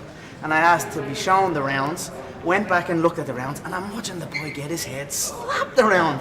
We released like 8 minutes of footage of him getting lit up, and then I don't know what to say. Look, it comes with the territory. At the end of the day, I'm the one in here fighting. I'm the one in here doing it. But before most for the commission. I don't believe so. I don't. If anything, if we're something, it's stubble. That's the problem, right? For me, stubble and a bald head. Have they discussed? No, they haven't. I mean, if they do, I don't give a fuck about that. I don't think so. But we'll see. before most of Mayweather's fights, he has the opponent beaten mentally before they step into the ring. Part of the battle for you was always going to be avoiding that. How do you feel you've shaped up in that regard so far? He keeps talking about under the lights. Oh, he keeps saying he looks good in the gym. I look good everywhere. I look good in the gym and I look good under the lights. In fact, I look better under the lights. So I am comfortable in this. This is my life. I have been under this spotlight for a long, long time in these mega events also. So do you feel you've taken him out of his comfort zone? Of course I have. You all know. You all know. Listen to his words. Look at his demeanor, his energy levels. It's a man that's accepted it. So that's it. Conor, when you first started fighting, was it your goal to become like a master at self-marketing? Because I believe that we have the two best self-marketers in the sport, you and Floyd. How did you go about doing that? No, it wasn't a goal, let's self-market. I'm being who I am. I'm working hard, I'm scheduling bouts with opponents, and I'm telling them what I'm going to do to them and how I'm going to do it, and then I'm going and doing it. And then the train just kind of rolls with it, and it picks up steam as the predictions keep coming true, and the world, like, I don't know how many times I've shocked the world right now, and I'm going to shock it once again on August 26th. So with that makes me the greatest self-marketer, or whatever you call it, but it's just simply me doing what I'm doing. Scheduling bouts, telling them exactly how I'm going to do it, in what round, and then it happens, and then wow, shock, and then on to the next one. And this one is supposedly the big one. Waiting to see when he falls, how he's all write him off after this, and it just, he becomes like Aldo. Aldo was him at one stage, then he just becomes nothing, and it's just another day for me. It's just something I'm used to seeing. I'm used to the way people react to me coming into a fight. I don't know how many times they've labeled me a joke. He's a joker. What's this? What way is he moving? What way is he hitting? What way is this? He doesn't stand a chance. And then the poor guy who's in there that faces me has to deal with it. And then he's unconscious. And then on to the next one. And then there's more questions and more doubts. And this will just continue until I call it a day. When you say they, like, you know, I remember the Aldo fight. I think it was, you know, maybe slight edge to him because a lot of people were picking him to win that fight. So, like, who in that fight? I know most people were picking Floyd in this fight, but in that fight, who? We're talking about a 10-year undefeated run and the only featherweight champion in the world. I know, like I said, it's easy to look past it now because it's done, and Aldo's been slept in 10 seconds. It's actually. It's like your brain can't even realize what way you were thinking before that because it's just, that was nothing, and then it becomes nothing to everyone. It's like, it's impossible. It's impossible until it gets done, and when it gets done, it's the most easiest thing, and everybody can do it. I'm just used to hearing it. I'm used to feeling the energy about it, and then I'm used to seeing what happens to everything after. How big of a deal is his age? You said you watched that workout yesterday and saw fatigue in him. Yeah, I think his age, I think his size are big factors in it. I mean, maybe not so much the age, but certainly the size. Because what? He's too small. Like, he's not gonna take the shots. You ain't never seen me troubled by no small man like that. And that's Australia. You're talking. You can say what you want. Nate was 200 pounds. Nate was 200 pounds. This man is 150. And if he's not 150, he's out of shape. If he's 154, 155, 156, he's too heavy. He needs to be leaner to be in peak physical condition. 150, I'd say he's in peak. So if he comes in any heavier than that, he's not in peak physical condition. If he comes in at 150, he's in peak physical condition, but he's 150 pounds. I'm going to be 170 plus on the night. I don't know what else to say. It's over before it even begins. Trust me on that. Yesterday he said that you're weighing 160 right now, is that correct? He knows nothing. He thinks he knows. Maybe he's on the phone to Paulie. I don't know, but Paulie also knows nothing. So he can think what he wants. How much thought do you give to the historic judge's decision that that's a victory for you? Do you buy into moral victories like that just making it to a decision would be a win for you? I'm going to spark him. I don't care about all that. I'm going to come forward, go at him. He's saying he's going to come at me. I tell you what, right? He said he's going to come at me. I'm telling you all, I'm going to go at him. Let's see who takes a first back step. That'll be the first win or loss in the fight. Who takes a back step first? So you can all sit there ringside and watch it and say, okay, Floyd took a back step first. That's the first defeat of the fight. So there you go. We'll see what happens on the night. How much thought do you give to the historical aspect of this fight? I know the fight's very close now, but do you think about the position this fight has? History. This is never before been done stuff. Two men at the pinnacle of the game in their both sports. You know what I mean? This is it's historic, and I mean all the way through from the world tour to the interest, and it's just, I'm just grateful to be a part of it, and there's not a second goes by that I don't sit back and embrace it all. Like that whole world tour, after the world tour, after the press conference over up, I just went back and was looking at the imagery, the video footage, and I was like, you know what, this is stuff that lives on long after I'm gone, and it's just something I'm grateful for. Did you watch the Ali Inoki fight, or were you aware of it? Yeah, I watched it, but it was like the build-up. You can't really see much of the build-up. You know what I mean? It's a different time, but the fight was very interesting. Now I believe Ali was kind of set up, didn't realize what he was getting in for, but that was similar. You know what I mean? Although Ali was going for a mixed rules bout, it wasn't him calling Inoki into his game. So respect to Ali on that one. You know what I mean? That shows his character. It was a crazy fight. Inoki set down, pulled guard is the term we call it, and was crawling across the floor and kicking Ali in the legs. Ali was like back trying to get him up. It was like, there ain't no referee to say get up, or you've got to deal with these problems yourself. Then also punching downwards to be able to punch downwards, the trajectory to punch down is a skill that you must master. And if you can't keep your balance and throw, people stumble over. And it actually happened at a brief moment in time in the contest. Ali tried to reach down and tried to punch, and he ended up getting swept, and Inoki ended up on top, and the referee separated straight away. If that moment in time was left go for 5 more seconds, 10 more seconds, Inoki would have wrapped around his neck or his arm or a limb, and the whole face of the combat world would have changed right there and then. But the referee separated straight away, and then it just carried on a kicking on the floor contest, and it was kind of just got weird after that. But I don't know, it was interesting, and this is similar to that, only I'm crossing into the boxing game. He's not coming into a mixed rules bout. Now he is talking about it afterwards. I don't believe him, but we'll see. So I'm very excited that it's me that has to come out and test myself rather than him trying to test himself. Conor, how important are the Irish fans that are going to be coming over? The last couple of fights in Vegas have been huge. This is his hometown, but August last year, in the middle of the summer, the Irish took over Las Vegas. Yeah. Exactly the same this time. 100%. We roll in and you know about it. So I don't think you can prepare for the Irish invasion until you're bang in the middle of it and you're like, what's actually going on here? So it'll be an interesting mix of cultures and people that will be floating around Las Vegas. I'm interested to see how it plays out, but it's going to be one hell of a historic event for people around the world and the city of Las Vegas. So we're very excited. Conor, why are you guys trying to get the glove size change from 10 to 8? Why is that? Floyd kind of made it seem like he was trying to give you an advantage. Like here, have this. Yeah, I mean that's why. I mean he was like, it was a complaint. No Mexican made gloves. No gloves made out of horsehair. It must be 10 ounce. The weight must be 154, so the gloves are 10 ounce. These are all little stipulations that were behind closed doors were going on. So I couldn't wear Mexican. I didn't even know the difference. I didn't know, and then I got Mexican gloves, I got horsehair gloves, and I got the regular glove, and I just kind of felt the difference. I started to understand why.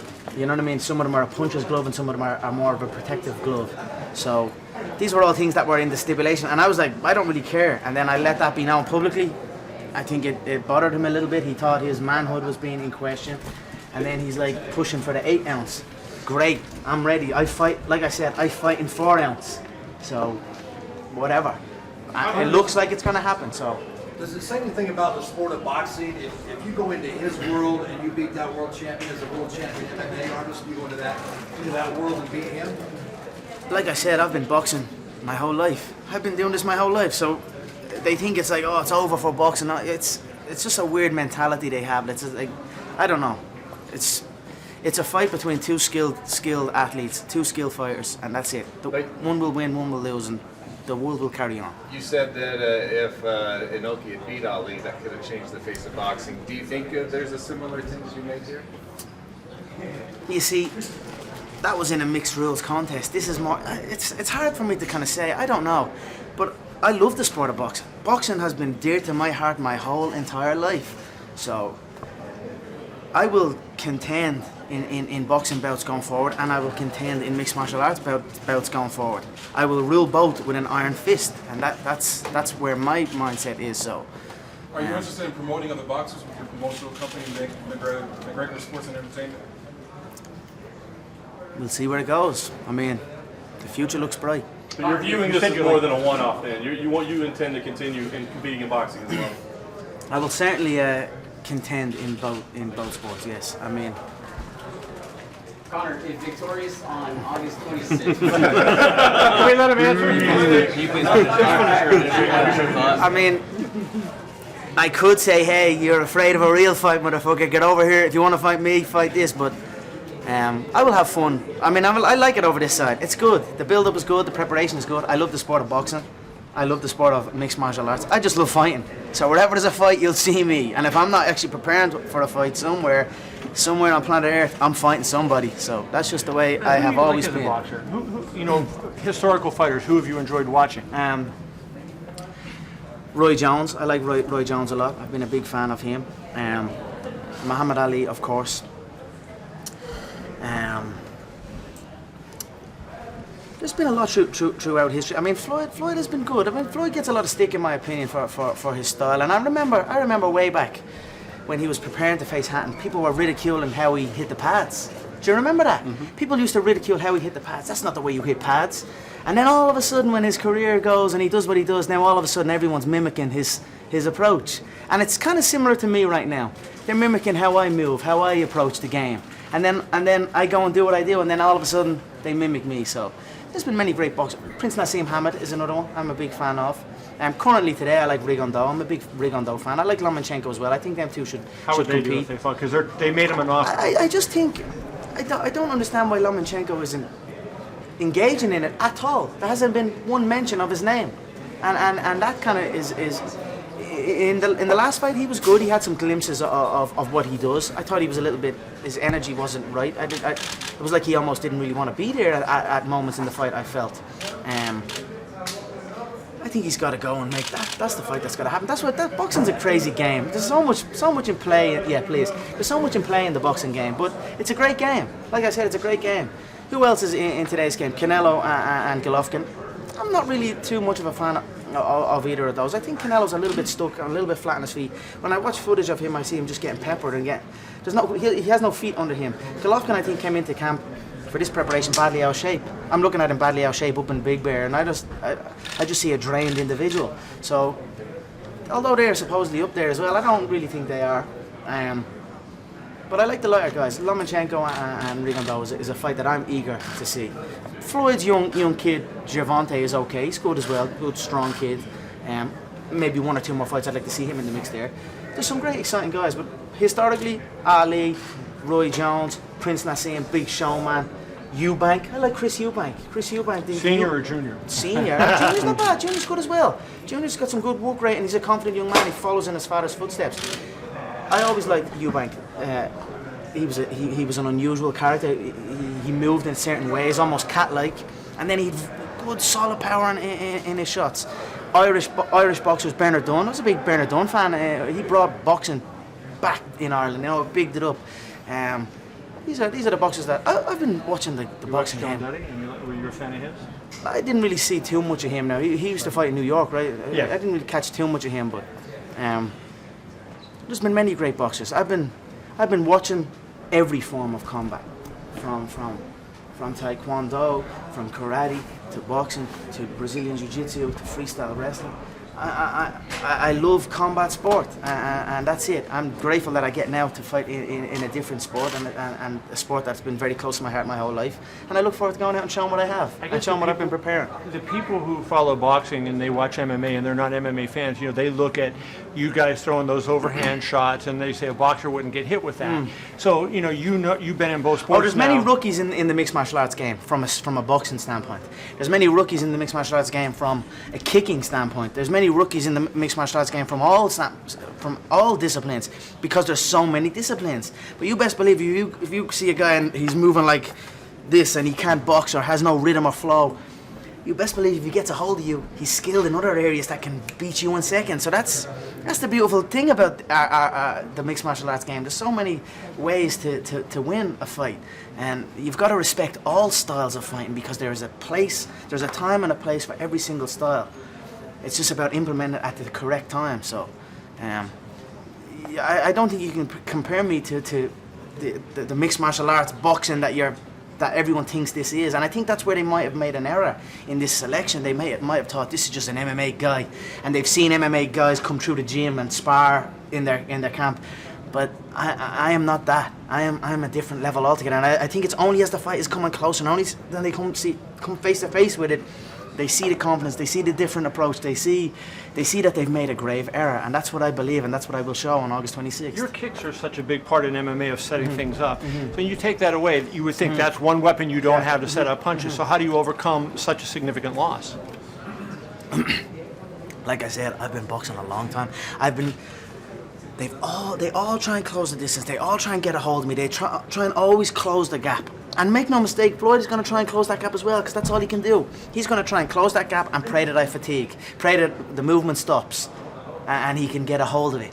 But it's going to be too late by the time he even has a moment to do that. He's going to be already, his brain is already going to be shook. His money is already going to be took, and his name is already going to be in the Undertaker's book. That's a Joe Frazier quote. So this is what I've been dealing with my whole life. They come, they try and do what they're trying to do, but it's too late by the time they try and do it. So that's it. Did you see Lomachenko reach out to you on Twitter? Yeah, he's a 120. What's the weight? 120. 130. 130. Southpaw. He's not applicable to this camp. So that's it. So I don't know what that was about. I mean, also he was cut and banged up from the last fight. Just a little promotional thing, I think. And that's why I'm like, hey, sign that Rigo fight. Get on that if you want the big money. I mean, what did he get? What was his money? 750. Do you know what I mean? Like, what? He's supposedly one of the pound for pound guys right now.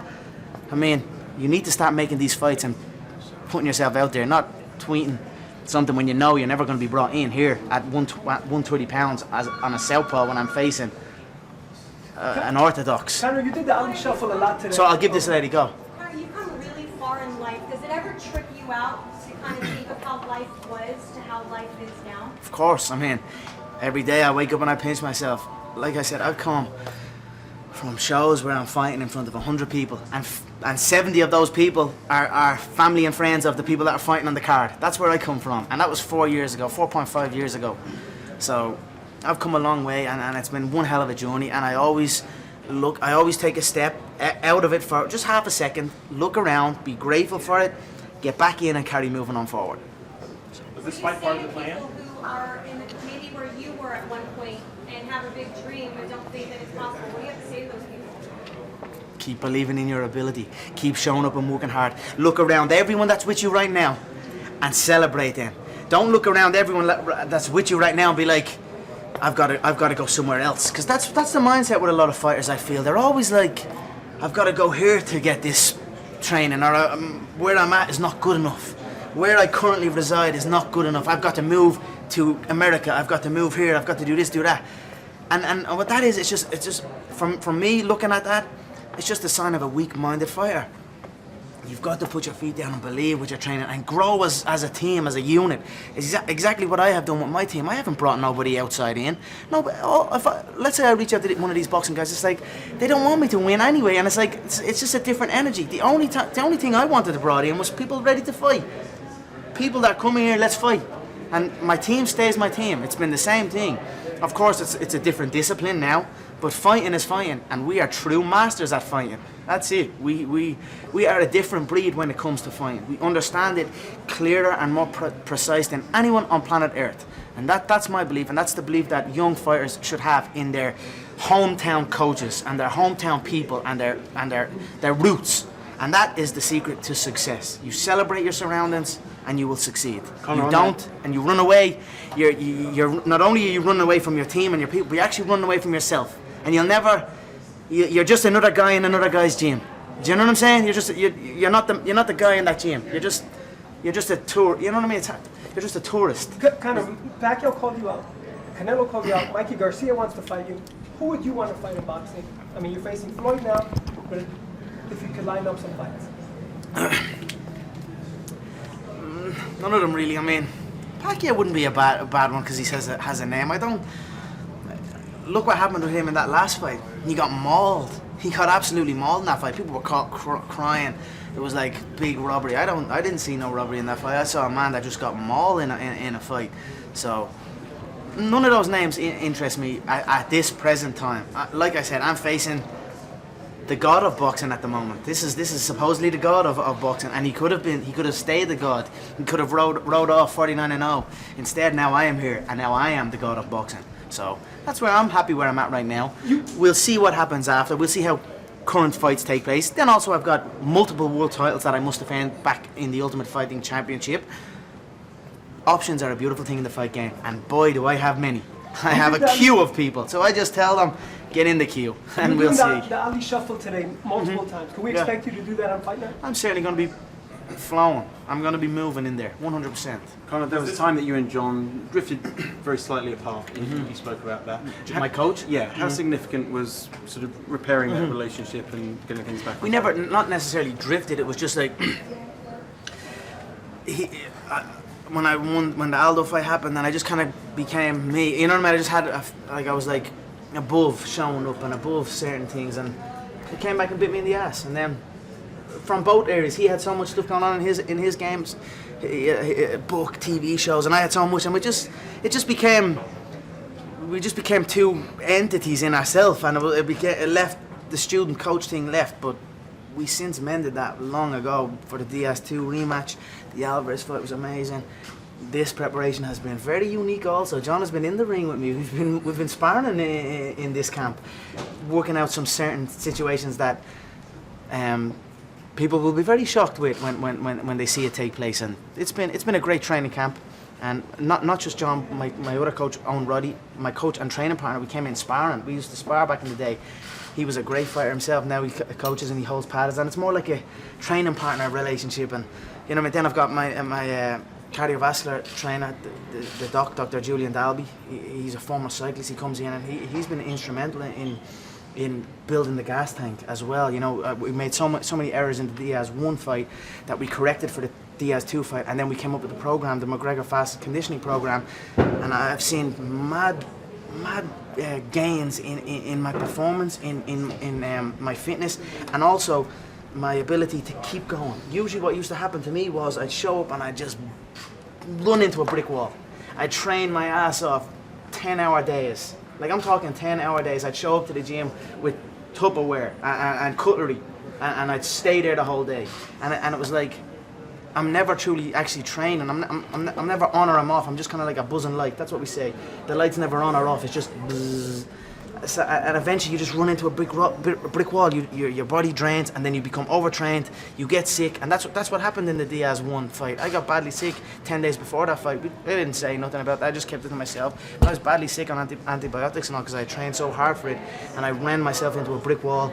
But all these things have been corrected, so I've been able to, rather than before where I go vroom and hit a brick wall and then go back down, I've been able to just kind of slowly, steady rise up, and that's since the Diaz-1 loss, and up until now we've continued that. Did you ever think about like aligning with someone like Freddie Roach or Abel Sanchez or one of those boxing trainers just to have that voice in your ear during this? Or do you want to be the unique Conor McGregor? No, it's not that I'm above that. Of course we take in what people are saying, we listen to certain things, but from how people perceive the fight and their words that they use about the fight, there's an energy, and some people are coming in just for a name or just to be a part of it for their own, not to actually be a part to go and do it. So there was some people we were considering, but at the end of the day, for me in this camp, I just want people that were lacing them up, sticking the gum shield in and fighting. The referee for me was critical in bringing in. And the ring, the correct ring size, the correct canvas, but the referee was critical because we must understand the rules. We must understand how long the referee gives us in the clinch, what things get flagged, and certain things like this. So that was the route we went, and it's been great. There's been no outside interference. There's been no crazy energy in it. It's just been the same as it always been. My team, and we've been focusing, and everyone, because it's so different, everyone's has a lease of life that we're doing something new. And everyone's doubting us, everyone's writing us off, and that's motivating and energizing, and that's what we have experienced in this camp. Move back a little bit, please. Just a little bit to you guys. Thank you. How has fatherhood changed you as a fighter and a man, especially heading in this bout? Yeah, I mean, it's certainly. I am in awe of my little son. I am in awe. Yeah, he's okay. No, it's all right. I'm good. I'm good for a bit. I am in awe of my little son. And honestly, like, I'm looking at him and I'm like. The other day we were comparing pictures side by side of when I was that age and he was that age, and we're like identical. And I'm like, yes, because we're like, he's gonna look exactly like me. And he has my name, and he's carrying my, you know, it's a legacy. So I'm just in awe of my little man. As far as how it's made me as a fighter, it certainly made me more focused, more disciplined. I must be disciplined. I can't slack off. I can't float around and do what I used to do. I must train, recover, go home, look after my boy, rest, train again, and it just keeps life more structured for me. So it's actually helped me as a fighter and as a man with business and with training. Everything's more structured, and that's the way it should be. That's the key to get to the high level. You must have structure. So it's been eye-opening and amazing, and he's only 3 months, so that, you know, there's so much good times ahead. So we're very happy, very proud, myself and Dee. Life is good. Life is so good. Conor, Two more questions. Floyd told us yesterday that he could see the confidence in your eyes during the tour. Where does all that confidence come from? My confidence comes from my work ethic. That's it. I know the work I'm putting in. Like, I will be back here, it's now 7:20. I will be back here at about 11:30, which is 6.5 hours post the previous workout. You must take 6 hours. You must take a minimum of 6 hours to replenish the glycogen levels. You can't train 5 because the glycogen levels don't restore. It must be a minimum of 6. So we'll be back here about 11:30 tonight. We'll do a second workout, and we're preparing correct, and we're preparing hard. That is where my confidence comes from. My confidence comes from hard work, and that's it. So Floyd is correct. I am a confident young man. That with the fact that if I really wanted to, it wouldn't take me very long to dismantle him, limb from limb. So that is also an added bonus for me that maybe previous boxers that went against him couldn't have, because they have no other skill set that could dismantle him.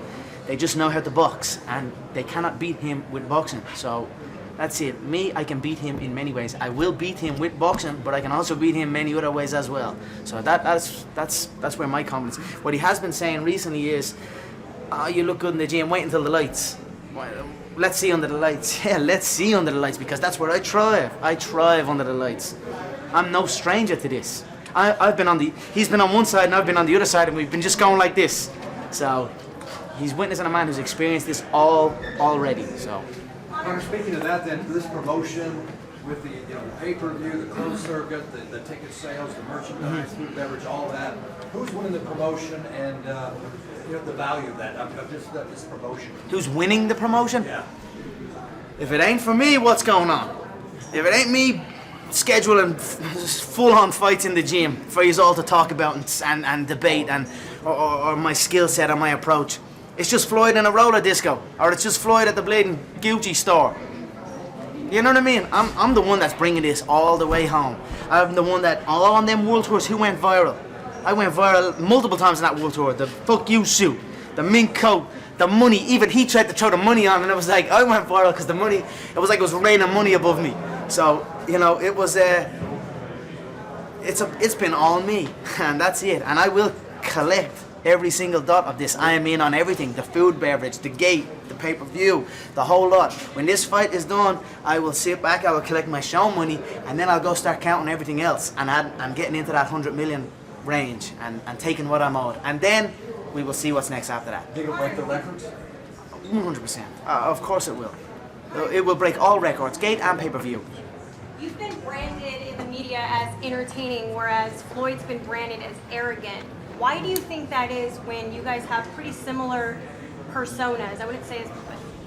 It depends what media you're listening to. I've been called arrogant as well. I've been lambasted multiple times by the media, and as has he. This is just the nature of the business. I think we've both received it, good and bad, at an equal rate. So that's it. We are going to go in and we are going to fight, and we'll see who the better man is on the night.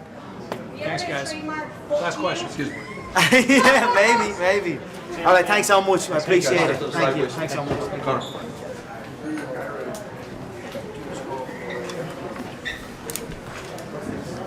Yeah, we're doing that at some point. So we're taking them in the room now. What are you doing? Hello. It's Conor. What's up?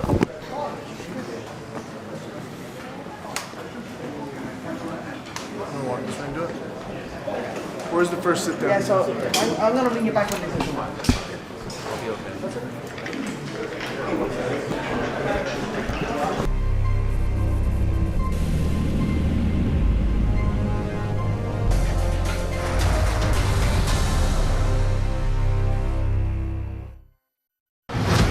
watch the UFC's biggest names, rising stars, and fan favorites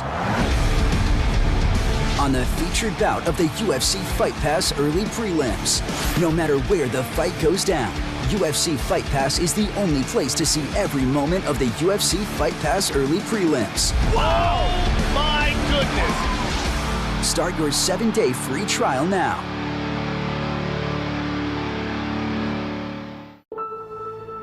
As I started to go out and look at talent around the country, I started to realize how much talent there is. The level of athlete is getting better and better.